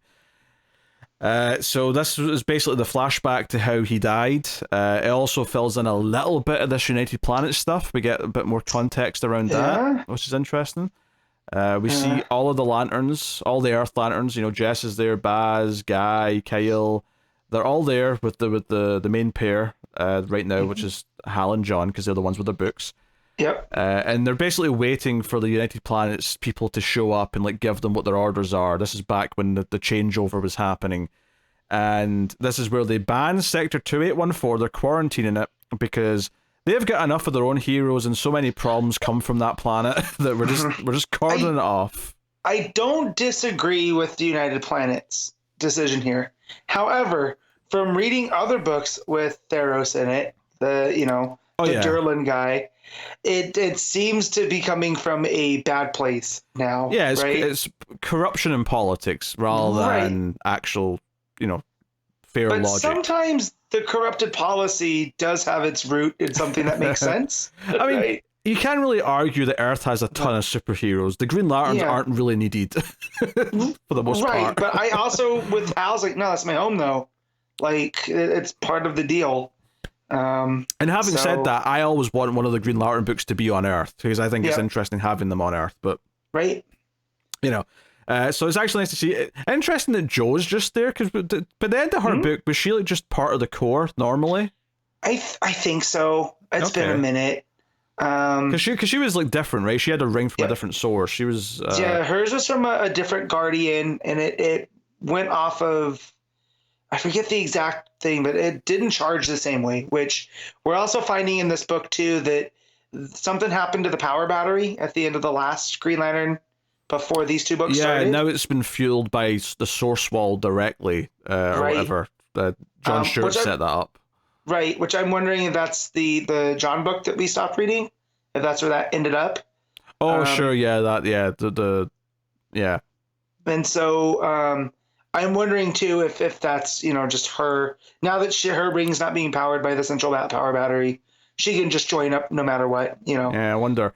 So we find that there's a lot less Green Lanterns because the battery can only support so many, so they've kind of trimmed the ranks a little bit. All the Earth Lanterns are still there because they're all good Lanterns. It intentionally leaves it a mystery where a lot of them are sent, because they all get assigned to other places. So Baz, Joe, Jess, and Kyle, Hal specifically says he doesn't know where they were sent, and I think that's just like an intentional thing, so that whenever another writer is given the task of like writing for them, they can just do whatever they want with them. Like, okay, they get sent here. The only one we actually get something for, and it's really just for a joke, is Guy, because Guy's like, I'm not doing anything for you. I won't accept your new assignment. We want you to hunt Lobo. I'm in. I'm in. Wait, when do you want him back? That was really good, and it also shows that Adams as a, he knows how to handle Guy. You're not just gonna put him in the corner. He's gonna make a lot of noise. So, if that's wherever he is, and they pick up that story another time, fine by me. Not that I really want to read a Guy and Lobo story. Of course you don't. But give me him teaming up with Arkillo to go take out Lobo. Oh man, give that book to Venditti. I'm there. Yeah, so after this, Hal's still there with the core, and he goes with Kilowog as protective detail for, what's the Darlin's name again? Theros. Thank you. It's Thaaros. So I'm thinking it's Theros or Teros, one of the two. Okay. But yeah. They're there to sort of protect him because he's going to Karagar to talk to Sinestro, who of course has also been part of this run, so this might even lead to some of the things that he's up to. But they go there because he wants to talk to Sinestro about Karagar joining the United Planets. So it's like a diplomatic visit, effectively. But while they're there, Sinestro doesn't sound too impressed, but more importantly, there's some Yellow Lantern terrorists that attack during this. And whilst they're fighting them off, Kilowog tries to take on all three of them by himself and eventually gets speared by like just tons and tons of like yellow spears, basically. It's quite a visual seeing him sort of slumped down with all these like some beams of light getting into him. Yeah, man, that was tragic. Because Kilowog, that's Guy and Kilowog are two of my favorites. So to see him, this is how he goes out, which I still don't fully believe, but we'll get there. I'm sure there'll be like some sort of retcon of this or something later on. Hal ends up having to save Theros by flying him away. That's why he's not there to help Kilowog during the fight. Well, and doesn't Kilowog tell him to go finish the mission, and that's to protect Theros? He goes, I got these three. Yeah, that's why he flies off with them, but then he obviously comes back and it's too late. Kilowog's already done. And then the end of this backstory, which we don't get like a follow-up to, so there's more to find out here, but it seems like the yellow power battery on Karagar goes boom, and that maybe explains why Sinestro doesn't have a yellow ring that's working. Access. Maybe none of them have working yellow rings right now. So that would make sense given what happened here. So, although I do wonder if the lantern battery exploding, because Kilowog's not actually dead when he gets speared. He's still alive at that point. He's still alive, and then the yellow power battery explodes, and it seemingly vaporizes all of them. Yeah, but that's vague enough though that either he might have been shielded from the blast, or maybe the blast just teleported them somewhere, or something like that. So I think it's pretty likely that Kilowog's alive. Because it feels like that. It feels like there's something going on with all the power batteries. Well, that's the final page, is that we cut back to the trailer, the camper van where Hal's staying, and he's telling all this to who we theorized was an indigo lantern. Someone, Razor is his name. Yeah. And he says here, I'm here because the power battery on Odom has been destroyed. So that's presumably, if we're right that he's indigo, if that's the right color we're picking. He's not, he's blue. Oh, he's blue, sorry. Okay, there you go, fair enough. So he's a blue lantern. Odium was the home planet. You didn't know that last time. So I didn't know what they were going with him as, but apparently he is he's adapted from the cartoon series, and he ends up as a blue lantern there. So I'm wondering if they're using that as the basis. All right, well, well, fair enough. I mean, even though I didn't know what color of battery he was referring to, it's like, okay, still the same. That's the third. I mean, because the green lantern power battery is technically gone. They've just replaced it with something else. The yellow battery's gone, and now it sounds like the blue lantern battery's gone. So something's really messing with all the cores. I do wonder if this is all a plan to kind of simplify the Green Lantern mythos again by sort of taking away all the different cores, making it more straightforward again. We'll see what they do with that. But yeah, I mean, this last page is the only page where it's set sort of following up the present day part of the story, which is not a complaint because we've been having these questions as to how Hal ended back up on Earth, what happened to Kilowog, why Sinestro sort of like on his own away from the planet. This issue did a lot to answer a lot of those questions. Yeah, and also why his ring, like we know he built his ring, but why he's discovering its newer powers and its limits on top of it too. Do you think that when the previous battery went, that all the energy from it just kind of now exists in the ethos, right? It's just around everywhere, Probably, and he's just tapping into it naturally. Yeah, and I feel like, and that's also in the other book with John doing the kind of similar, that he's able to just tap into his will, right? Because when we find out about his mom and his sister and the constructs that he's making there for his mom, that's not typical Green Lantern energy stuff. It does. So I'm wondering if it's just kind of out and free, and they're just able to tap into that free version of it. It does feel like there's maybe at least a little bit of a game plan here, because it feels like both books will tie into it when they do eventually get to whatever that revealer story is. Yeah, the fact that Adams used Theros here, and that Theros seems to be the big bad that Johnson has developed, because we also saw him in action, right? Yeah. Towards the end there. It would definitely feel like there's... And he's also, of course, writing the John Stewart book as well. And he's writing the John Stewart book, so there's definitely pieces around, and I wouldn't think necessarily a crossover, but I do feel like they're playing in the same sandbox. You know? Yeah. It wouldn't surprise me if a Green Lantern mini or event book gets announced with Johnson helming it. Kind of like Beast World with Taylor spanning out a Nightwing. But yeah, no, I mean, I enjoyed this issue. I don't think I enjoyed it as much as maybe the last couple of the issues, because those were more exciting. But you know, all of this stuff was good backstory that we've been kind of teasing for a while, and it doesn't answer everything. We don't know why the power batteries have exploded. I'm sure that's where the story's going, but it felt like a big prominent part of the story. Also worth mentioning here, the 3 yellow lanterns that attacked Theros, Sinestro didn't know about that. Hal's skeptical, but I actually believe him, because I do think it's interesting that they were acting on their own. It wouldn't even surprise me if Theros himself had orchestrated this. That would be my guess right now. In order to get more control, because Korgar's not as in control if Sinestro has rogue Sinestro Corps members. Right? So, but I feel like that's going to blow up in the face when Sinestro and Hal end up teaming up against Theros, just out of spite. But yeah, no, this is some good Green Lantern stuff. I've missed this snuck of DC for a while, and the fact that we have 2 decent books at the same time. Yeah, it would almost be interesting if the reason why Sinestro is... Because he's obviously done some pretty nasty things to try and get home, but I think it's interesting from a motivation point of view if the reason why he's trying to get home is because a corrupt... He's basically been thrown out by a corrupt, rebellion. Puppet government. Yeah. Well, not even just that, but the idea that his own people from within have usurped him and thrown him out. This idea that his motivation might be to get back to Korrigar to save it, because he's seeing these bad elements take over it. He may actually have a kind of a noble goal ultimately, despite all the bad things he's been doing to try and get back to Korrigar. Right, but what if he gets back there and it's a better functioning society and he was holding them back? You think he's going to be okay with that too? I mean, I don't know if that's what will be happening. We'll see. I feel like we might get there and they might have all turned into capitalists or something, and he's going to be like, what is this nonsense?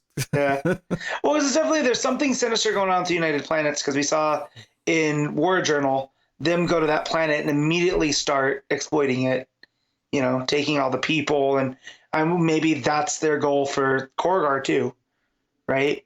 And so it is going to have to be him saving it from the UP. Which ties in. He wants to go save Korrigar from being manipulated and from being preyed upon by the United Planets, or even if they're not just mining it, the idea that there's powers within that have taken control. Either way, I feel like he thinks he needs to save Korrigar, and that's why he wants to get back there. And I think he kind of said something along those lines at some point in this run. But now that we have this context of there being kind of a... like a sabotage, like a planned attack kind of thing. It does feel like, maybe he does have some genuine reasons to want to go back and save everyone. Yeah, even if that's also why he's working with, because we saw some of the people he was working with are like the dregs of society, space society. Anyways, that would make sense why, because he, he's trying to stay off the radar. Of course, if he just explained this to Hal rather than trying to murder innocent people on Earth, maybe Hal would went along with it. But but he's Sinestro's gonna Sinestro, right? He's gonna. Yeah. Very strange. Very strange. Did you read the backup on this one? Did not. Nah, me neither. No. I mean, it's because it's just continuing the same thing that it's been doing, so I've not been reading that. Although next month is Ron Mars coming back to Kyle, so I'll probably be giving that a read. Okay, I'll give that a whirl. All right. Yep. That's fair. So, all right, what are you giving Green Lantern? I'm going to 7.5. I'm happy to give it the 8. I mean, I don't think it's as great as some of the previous issues, but I think it's been a really essential chapter. I didn't feel robbed that we didn't advance the present day stuff. It felt like all very important building blocks. So, good. Outsiders issue 3, Colin Kelly and Jackson Lanzing with Robert Carey on the art. So, that's it. This book's been doing very different things each issue. And I will say at first, I wasn't sure how I felt about this one, but it kind of won me over a little bit as it went on. And that was kind of similar to the first issue in that I wasn't sure how to feel about it. And then as it went on, it legitimately got a few laughs out of me, which I was not expecting. I even shared on Twitter, there's a panel, because basically Kate and Luke go into... Like, they get these coordinates for, like, something beyond a portal to, like, outside of reality. And it ends up being this, like, dreamlike hub world that all the different Batmen from all the different universes all sort of go to in their dreams and kind of communicate, which is a wild idea. And I'm like, oh, it's multiverse stuff, it's multiple Batmans. I was getting a little like, are we really doing this? But then, as it kept doing more of it, it got kind of interesting and fun, partly because Luke's not meant to be there, so like they kind of act hostile towards him. Kate meeting other Kates because she's just as traumatized as Batman is, so she belongs there just the same, even though she's not ready to be there yet, this specific version. That was kind of interesting, but what really was getting me was all the fun little jokes they were doing as things were going on. Like, when you see all the Batmen having a meeting in the Batcave, and they're having, it's like a town hall meeting where they're saying, oh, first up on the itinerary, and this. Like, one of them says, a reminder before we begin, please take time to visit the grieving room. We have a new installation of tumbling pearls that you might find quite dramatic. I howled with laughter at that. That was funny. So like Kelly and Lanzing as writers, we haven't really been huge on stuff that they've done, right? Like it's been pretty okay. It's been mostly little 2-issue fill-ins of other runs and then a mini here or there. Yeah, it's not been anything meaningful. We've never been overtly negative, but we're kind of like, oh, okay, it's Kelly and Lanzing. We're not missing too much if we miss whatever. I feel like this is them making their push of, hey, look, we can do like stories about stories really well, because just this idea of, it's almost like what it's like to put together a Batman story from their perspective as writers, right? And just the idea that Luke's not meant to be there because he's not a Bat character, right? Like, yes, he's from the Bat family, but he has a different, he doesn't have the same trauma. Yeah, he's not traumatized. That's the word I was going to use. He's not got the trauma to be there. Right. And when you look at it from the meta context of like, well, we want Bat characters in this book, say, right? And, Kate is traumatized, but Luke's not. And I feel like that pitch of them going, yeah, he's not traumatized, and that's why he needs to be on this team with the Outsiders, because he's almost the anti-Batman in that way, right? Like, he's on the team, he has the tech, he has all the stuff, but he lacks that same unifying thread that gets a lot of the Bat characters together. So this was kind of a very, almost, the way that I read it was a smart take on, what's it like to try to create Batman, or create for Batman rather. Yeah, plus I thought there was this right tone to the sense of humor where these Batmans were taking each other very seriously and talking, and it just kind of felt like a very tongue-in-cheek in a way that was working for me. And I don't like Luke is there, and there was a tease of this character earlier, this guy in big, huge Batman armor, but he jumps down and actually slices one of the Batmen in half, like just down the middle, just slices them. It's super gory. Says the hubris, and turns out his big axe is actually also a guitar, which was giving me weird flashbacks of Slumber Party Massacre Part 2. Very strange to be reminded of that in a Batman or an Outsiders He's just comic. more of a metal guy than a greaser, so that was the big difference. So this ends up being a version of Duke who is trying to kill all these versions of Batman, and because he's one of the was it the Death Wave Knights, which came from that Dark Multiverse book. You remember when they would do? There was each a different, like, basically Dark What If. This was. Matt, you're referencing something we did on the show. That's how long we've been doing this show now. But I don't remember if you read it, because I remember some of them only I read. Oh sure, yeah. I mean, I read that one, yeah. Yeah, so this is the Duke from that story. So again, they're going and pulling from this, again, meta, because they even name dropped the metaverse, right? Which came from Doomsday Clock. So they're pulling from that too, which I thought was really funny, because when he came down with the guitar, I instantly thought of metal, like of death metal and all that, because of that joke, that device that Snyder had put in, that the two chords were DC, right? And they had to get on the same vibrational. That's what made me think. I didn't immediately go to Slumber Party Massacre. He's just so lucky, Snyder is, that D and C, like the name of the company, is 2 letters in the first 8 letters of the alphabet, because if they were any higher, you couldn't make that music connection. Nope. Well, and again, it's one of those happenstance things that with the way that they have taken to the vibrational differences, that's what does the multiverse, that it does work with music that way too. So it's weird how stuff works out. But yeah, I liked all the Kate stuff in this too, as she's going through that hallway and we see almost like the different versions of her family. It's all the paintings where her sister's also there, but then she gets the one where her sister's not there, and it's just her and her parents. Yeah. I liked all of that because it does show how different she is. Where, she's, I also like how annoyed she is that she's like, we're in a different, like, we're in this portal of my cousin's house. Like there's just this annoyed with her. But I do like it also puts her up to prominence in the Bat family, is that she's, she's just as traumatized as Bruce. Almost in a different way, right? Because she had that very difficult relationship with her dad, which he was responsible for the Bat Kaiju at the beginning of Rebirth, right? Do you remember that story? Yeah, Monster Man. Oh, not Monster Man. Yeah. I think he was responsible for that, right?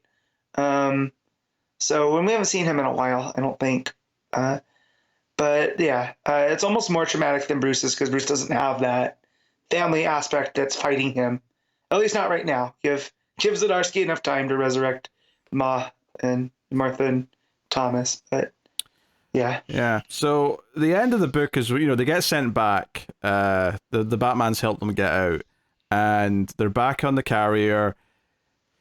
And basically, at the end of the issue, Drummer is looking at the planetary book, and it says in the books, this is something that's already been written. It says, the test was a great success. Luke Fox is helpful, but Kate Kane's too far gone. She's already dreaming of bats. And the final page is her dreaming of bats. But the thing here, though, is that this book talks about Luke being a potential help in fighting a narrative virus. So it's setting up whatever its overarching story is the idea of a narrative virus. And Drummer's reading details of what's just happened from this book, which is clearly from the future or from outside of time where all this has already happened, right? Because it looks old. Like they go to the effort of making these pages look dirty and worn out and stuff like that. Aged. Well, and also the call out to the title, right, where Luke goes, don't worry about the Kate, we're outsiders. I did like that too. It wasn't one of those things where it made me groan.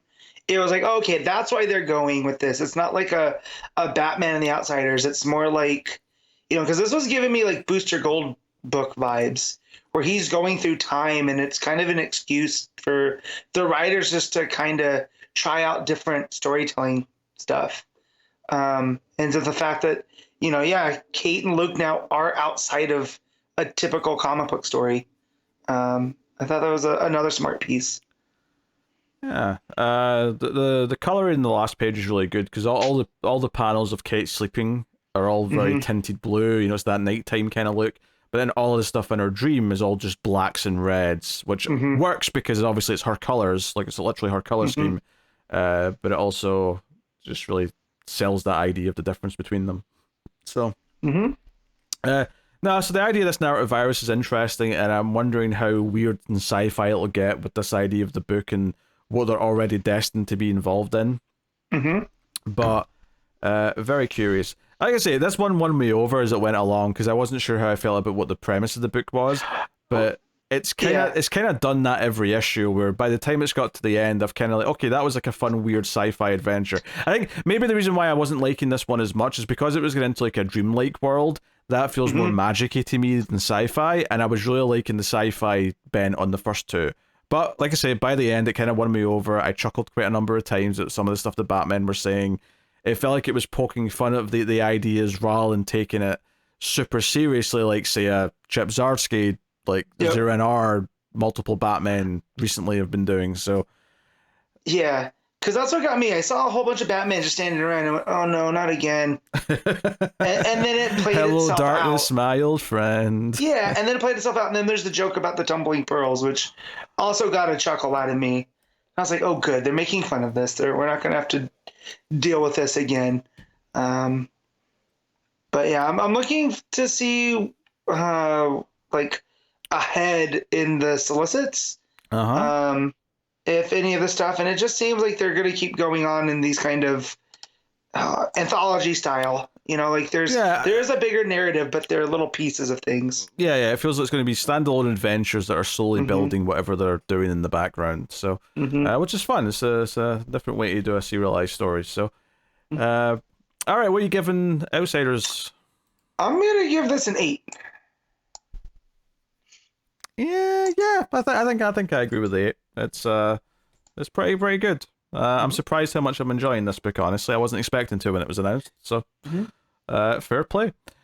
Wesley Dodds, The Sandman, issue 4, Robert Venditti writing with Riley Rossmo on the art. Matt is still reading this. In fact, he read issue 3 last time and didn't tell us, so he never talked about it. So the last time, in issue 3, we found out that someone had broken in and stolen all of Wesley's poison gases that were kind of mistakes. They're not his dream gas. And oh no, that was issue 2 because I read that. Right, but you find out that the military wants to use those, right? So they get Wesley into a meeting, and someone has stolen his journal, right? They broke into his house, stole his journal. They have knowledge somehow of his gases. And he's like, well, no, I'm not making those. I don't even have the formulas anymore. And the general's kind of like, well, what if we did have them? So at the end of issue 3, the rogue Sandman, the bad Sandman that broke in, stole his journal and everything, knocks Wesley out with his own gas. And so this issue opens up with a bunch of double-page spreads, which made for a very quick read, of Wesley, experiencing of what the people experience when he knocks them out. And he starts to feel this dread and sense of doom, and it goes through his history. I'm gonna pull it up and go through, because in Rossmo fashion, it's kind of chaotic, but the chaos works because it's this dreamlike state that he's in. And so as you kind of follow Wesley through the story, you follow these gas lines that Rossmo has put in, but it gets into his history and like feeling bad as a kid for stealing from a guy selling chocolate, knowing that they could pay for it, right? And then standing by and letting a kid at his school get bullied because he was getting out for his he was getting thrown out of the boarding school because his parents weren't able to pay because they went bankrupt. And Wesley starts to realize that this gas, not only does it show nightmares, but it makes him empathetic. And that's where a lot of this bad feelings coming from, is like the fact that he can look back at these moments and feel what the people, what everyone else was feeling at the time. And he says, these aren't memories, they're empathies. Every offense, every hurt I've spoken or committed. And it's essentially him just, it's one of those things as someone with anxiety like myself, where you end up dwelling on a lot of stupid things that for a fact no one else remembers, but you end up torturing yourself. And it's almost like he's stuck in this state. And as he's remembering all of these things, he's falling through the page, and he's following like this moth that is representative of the gas that's leading him on the way. And it ends up him seeing the past, which he sees World War I, which is the war that his dad fought in, to the present, which shows him, going on the adventures early on, to the future. And we see, zombie Sandman from Night Terrors, right? Fighting one of the what were those stupid things called? Were they the Sleepless Nights? Something like that. Oh, yeah, sounds right. Yeah. Right. It's not even been that long since that event, but I've already jettisoned that from my brain. We're already trying to, right? And so he's like, yeah, of a nightmare beast, brought to life, to a boy made of sand, right? And it shows Sandy. But in that, his final, when we thought Sandy had died, where he turned into like a statue, right? To visions that he can't even put words to, and it's the nuclear bomb going off. And then to the JSA, right? And he wonders if he can stop it from happening, where finally he ends up waking from the dream. Diane's there, his girlfriend, and she tells him that he's been out for 2 days. And he's like, oh my God, in 2 days, everything can go bad. They have my, gas formulas, and I gotta go stop. I gotta go stop them from putting these in production. I think I know who's behind all of this. And that's where he starts thinking that it was the general, right, who put someone up to this, knowing what Wesley had. And they think back to the dead body they'd found in, that was essentially the Patsy in his lab and in his house. And he's like, no, that guy was a thug. He's not behind any of this. It's not him. There is a boss. And then it clicks with him that the person who's probably responsible is his dad's friend, Wheeler Vanderlyle. Wheeler, who set up the meeting with the general, the guy that's been getting Wesley onto his feet and kind of encouraging him to put the stuff into production. So he goes to knock on the door, because that's where he's staying right now while his house is being fixed. And he goes to knock on the door. It's locked. He can hear something going on. And he knocks down the door, and the rogue Sandman is there attacking Wheeler. We see him without the mask on, and he's missing an eye. Like he has an eye patch over it, but it looks fresh. And he knows Dodds. So Wesley grabs a lamp, chucks it at him. They have a struggle, and this is probably the best Rossmo art that I've seen, because you can really follow the action through it in the fight scene, and it does kind of that old-timey, there's a smattering of panels, and they're all at like Dutch angles, but they show each a different part of the fight. To finally, Wesley ends up kicking this guy through a window by accident, because he's gotten too into his feelings. And the rogue Sandman tells him, well, look at this pacifist now. And that's what ends up leading him to get kicked through the window, is he pulls a knife on Wesley, cuts him. Wesley pushes forward. The rogue Sandman ends up landing on a taxi out the window. And Diane comes running in, worried that he's bleeding. He goes, it's fine. It's not deep. He went after Vanderlyle to get to him. Because he came asking, this guy came demanding answers about Wesley Dodds. And so Wesley tells Diane, I know what all this is, and, in order to figure this out, I'm going to have to commit treason. And then it shows what looks like a POW camp somewhere. And it says, the teases Sandman versus the U.S. Army. So it's seeming to set up what leads Wesley into turning from this pacifist who's just fighting street crime to seeing what the bigger picture is eventually. And it's almost like the dream realm has chosen him, like even before he was ready for it. So this is almost turning into like almost like a Wesley Dodds origin story in a way, because it's not like, yes, he's currently active, but he's not the superhero that we associate with him as the character, as a member of the JSA, you know. So Venditti's doing real good work. It definitely hits that old school vibe down to the dialogue, and which some people might have a problem with because it seems wooden, but I feel like he's writing for the time period. So it's a lot of when he addresses his girlfriend, it's always like, oh, Diane, we have to do this, and Diane, I have to. So it adds to the character. And she's like, shut up, Wesley.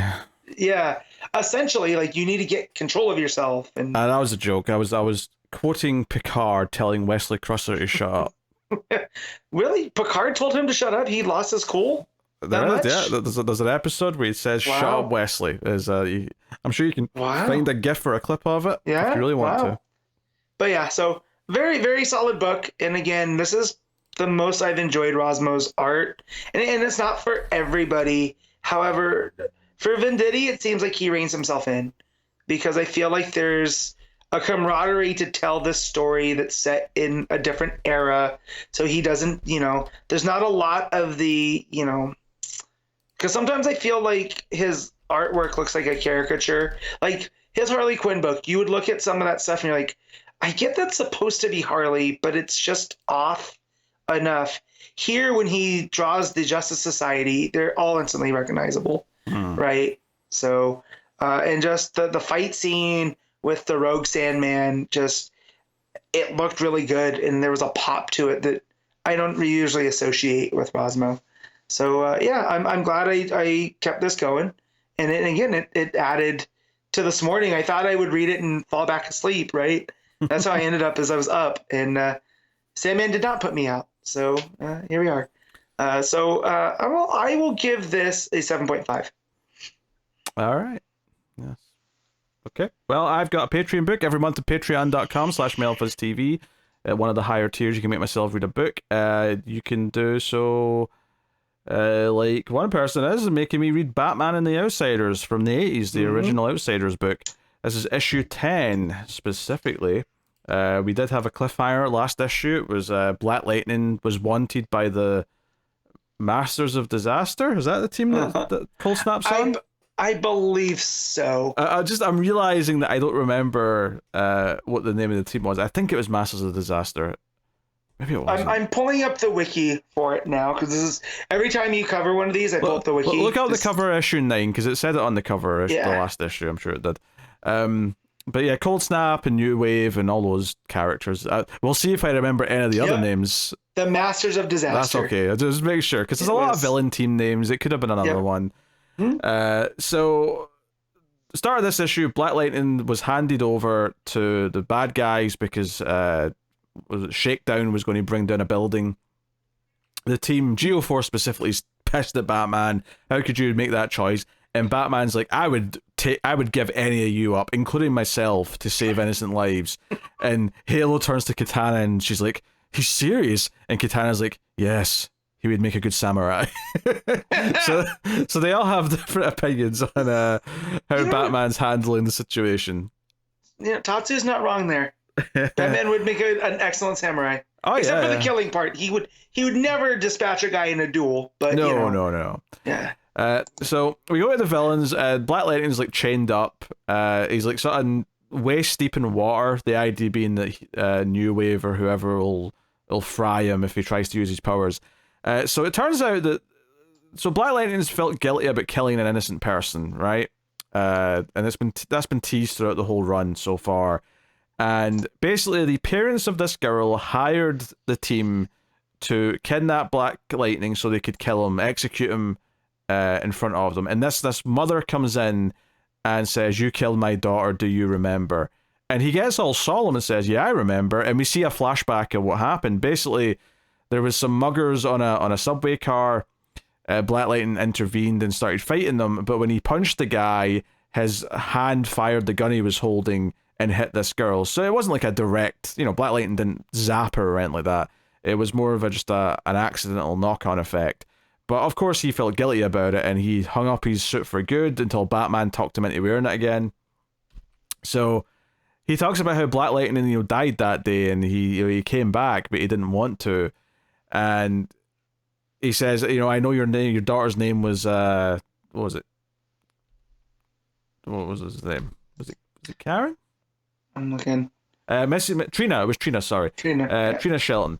And this is important though, because when the wife basically says, you can't make up for what you did, but she goes back to speak to her husband, and she starts having all these second thoughts because she's like, he knew her name, he knew who I was. Like it's not like this was an event that didn't matter to him. He tried to say he was sorry, and she sort of breaks down in tears in her husband's arms. So it really sets this idea up that they're having second thoughts. Maybe they don't want to have him killed, like they thought they did. Although it sounds like it was more the wife. It sounds like the husband was never really that on board. He was just going through with it because the wife really wanted revenge. So one of the villains, Windfall, who's sort of the blonde villain, she's like floating outside, and Shakedown comes out with a little pot of flowers. And he's like, I got these for you, Windfall. I thought you might like them. And then New Wave blasts him with water and says, get the hell away from my sister, you little shit. No hulking man will be touching my little sister. So we're setting up a protective relationship there. So that's just a bit of fun for the most part. Although maybe it'll come up later. Maybe they'll do more stories with this team later, and we'll get some more payoff to that. So Batman's plan to find Black Lightning, which he promised the others that he had, we get some Matches Malone. And not only that, we get Matches Malone and his two mobster goons played by Geoforce and Metamorpho. So they're in suits as well. And they go to this gangster to try and get intel on where Black Lightning is. The story that he's selling is that he wants to watch Black Lightning die because he's messed up some of his jobs in the past for him. And I actually didn't realize this right away, but this gangster was in the previous issue, because there was a scene where the Masters of Disaster go to him for intel. So, and they remind you of it here because Matches Malone points out that there's a big hole in the wall, and that's from that last issue. I was like, oh yeah, that's a good. They did a good job of triggering my memory without getting too specific. And I was like, oh, that was neat. That was good stuff. From Barr, who's writing this. So yeah, basically they kind of pretend to be bad guys. They schmooze with the villains a little bit. And Matches is ultimately taken to meet New Wave, who, because they're being paid to let him watch the murder of Black Lightning, it takes him with them. Matches gets taken on like a plank of wood, basically, that New Wave just floats to wherever they're hiding. We actually already knew, but it turns out to the rest of the characters that they're hiding it on an oil rig. So Halo follows with her stealth tech. She's actually in the water, or she pretends she can project so that she appears to be in the water, but she's actually just flying overhead, and follows them to this location. Black Lightning's set up to be killed. The rest of the outsiders come to the oil rig, as you'd expect, and we get some fun art here of them like breaking in. Metamorpho's got like the bottom of his body's like a screw, like he's come through the floor. It's all pretty typical stuff. The fighting's nothing necessarily that great. There is a fun moment where Batman dodges Cold Snap's like frost blast by like jumping over him, and Cold Snap doesn't even know what's happened. He ends up accidentally freezing New Wave, so she's like stuck in a tidal wave kind of for a little bit. So that's kind of good fun. The big dramatic thing here is that after a bunch of fighting, and we get a lot of pairs off. Like, I don't even remember the names of some of the other villains, but Black Lightning fights one of the villains. Metamorpho fights the Windfall, or not, fights New Wave, sorry. And actually, because she's basically showering down on him acid rain, she can do that. It's not just water; she can like actually create toxic water. And he is suffering because of that. But he realizes that all he has to do to fight against it is turn into a substance that won't be affected by it. So he turns into a glass bubble, basically, and traps her. And she's like, as soon as I go solid again, you'll suffer from this. So he turns into a gas and lets her fall, and It's basically just like a fun use of the powers and like how he fights someone with kind of similar powers. But basically, the big dramatic thing is that they try and kill Black Lightning before they make their escape to fulfill the contract, and the mum of the daughter jumps in front of the blast to protect Black Lightning. And I thought she died, actually. It turns out she doesn't, because they carry her away at the end, and she's clearly okay. But the idea being that you've got her jumping in to save Black Lightning. She regrets asking to have him killed, and kind of creates a kind of a sweet ending of forgiveness by the end. Interesting little tidbit here, though, is that Windfall, like, could have taken out Halo. Like, she was fighting Halo and had her surprised. She could detect that Halo was there even when she was invisible, because she can detect changes in the wind. Okay, fair enough. That's a cool power to have. Makes sense. But Halo says, yeah, she had me where she could have killed me, but she didn't. And she goes, I wonder why. And there's just a panel of Windfall smiling, which maybe suggests that she likes Halo, or maybe she actually goes to school with Halo or something. Maybe they're going to reveal that she knows her or something. Either way, interesting little tidbit, breadcrumb for the future. The cliffhanger at the end of the issue for next time is that a Japanese man has arrived with a katana at the airport, and they're inspecting the katana. He's declaring it to say that he's got it with him. It's an old antique, and he's like, "Oh, there's only one other katana like this in the entire world, and of course it's the character Katana's sword is the only other one like this." So it promises that next time we're getting the origin of Katana Part 1. Which is fun, because I assume she was a relatively new character here. This time. Maybe she was even new to this book. I don't know. It was her first appearance in The Outsiders. I can tell you in a second once I load this. Go on then. Yeah. Let's see. First appearance. Where's it at? I assume the Brave and the Bold 200. So that was the first. That's the first Outsider story. Okay, so this is legitimately the first time they're doing her origin. So this was this is a big deal. This is them actually explaining. So they've done a little bit with Halo, and now they're building up Katana. That's kind of neat. I wonder how much of this was a reaction to the X-Men stuff that was going on at the time, right? Because you had the was it the new X-Men, and that's where they brought in like Colossus and Nightcrawler and all of that. So I wonder how much of giving Batman these international you're thinking of Uncanny X-Men. New X-Men was much later. Uncanny X-Men was the one that... So Uncanny X-Men was an answer to Teen Titans, because New Teen Titans was doing well. So they brought back X-Men as Uncanny X-Men, and that's where they introduced a lot of those characters, those second-generation X-Men. Yeah, I mean, that's where you had Storm and Colossus and Nightcrawler. So, I mean, I don't know if maybe Batman The Outsiders is like a sort of response back, where maybe if there was like a second X-Men book, they thought, we can do another team book that kind of... Because it just feels having this international, right? You have Geoforce, you have Halo, who's new, you have Tatsu, why am I trying to blank on her name? Oh, sorry, I said that the other way around. New Teen Titans was a reaction to X-Men. Uncanny X-Men was the end of the 70s. That was first. Sorry, I said that the wrong way around. Ignore me.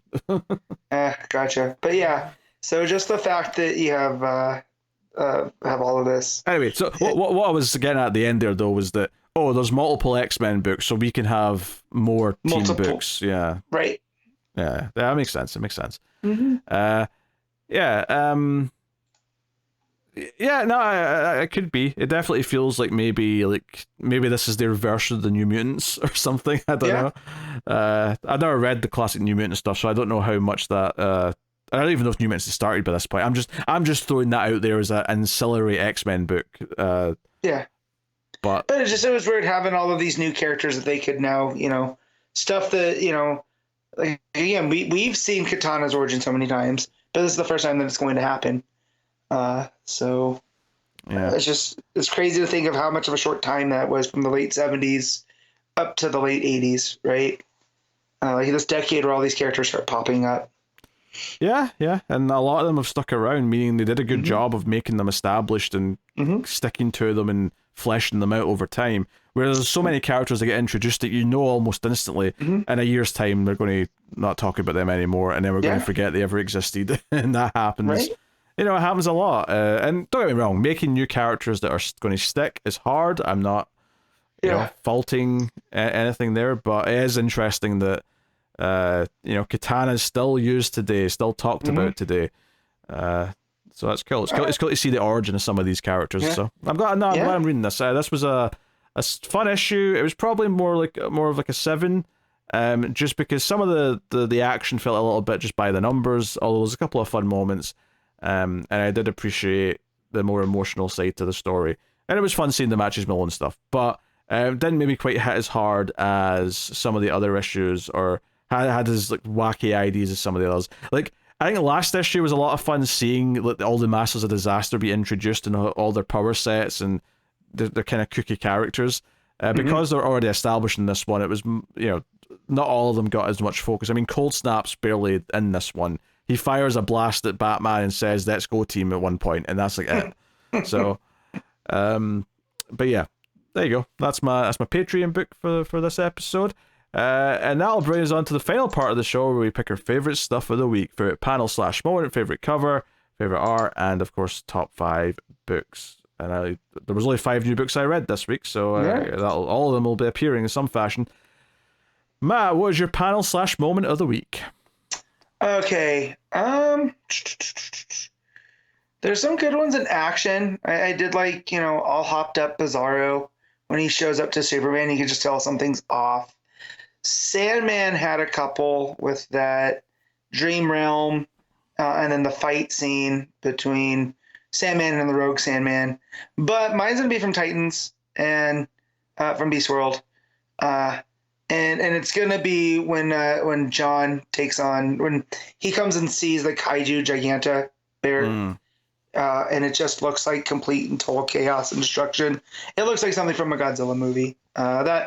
And not just because there's a gigantic bear, but about 60% is that reason. But yeah. Yeah, there's a few things I could pick. I could pick the funny moment from Outsiders with the Pearls, because it's kind of on brand. But I'll probably go with Beast World as well. Although I think I will just go with the transformation of Giganta into the bear. Just that moment of realizing what we're doing was just such a fun kind of beat. Yeah. I'll go with that. That said, though, shout out to the moment where John's been hit towards the building and he's worried that he's going to hit someone. That was also really good. So, all right, cover of the week. I was looking while you were talking about Sandman. There's a fun Action Comics cover by Jimenez where it's Lois and Superman. It's kind of fun.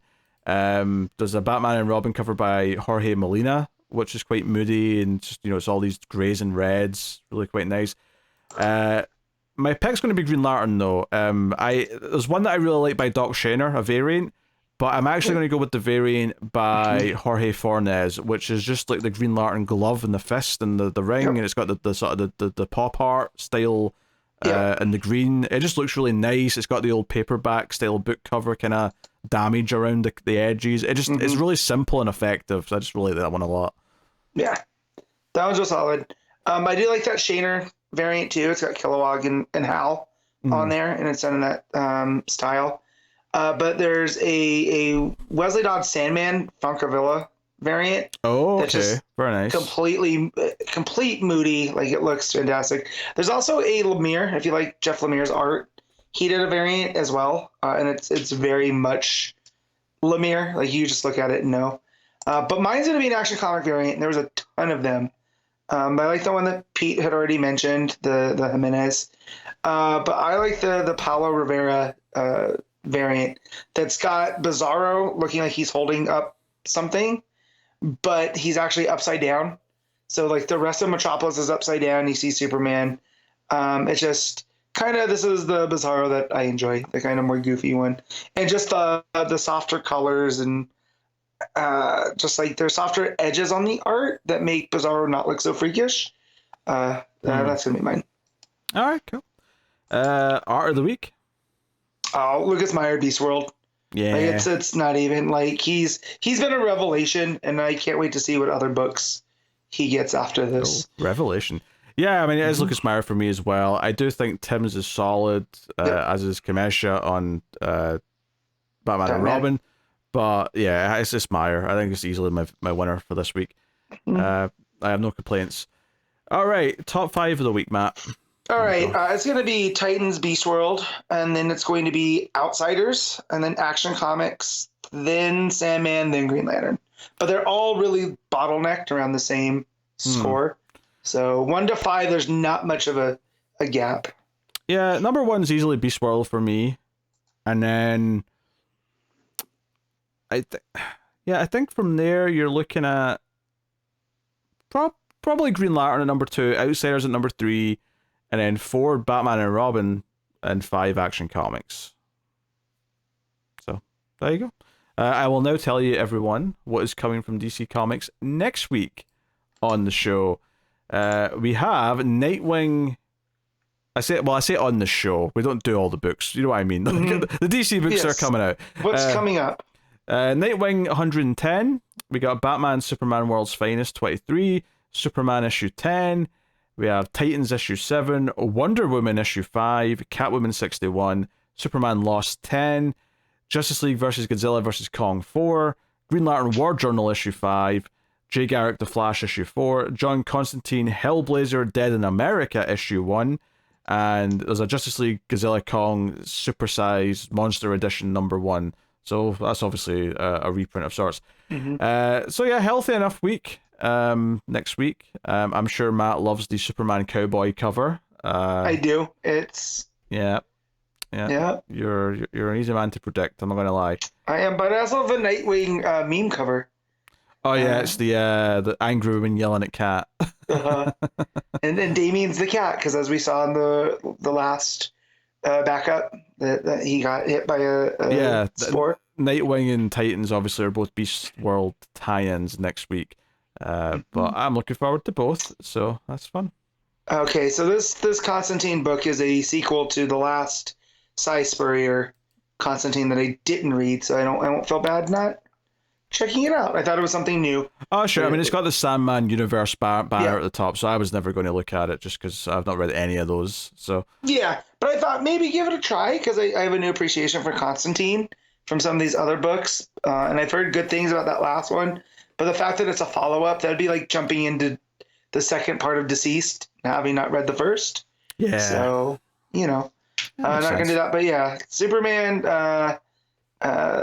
curious to see where that goes, because it's Scott Clark in the Old West. So I'm not. I did not like that ending. And then Wonder Woman's been fantastic. So it's been phenomenal. It's probably going to be the best book of the week.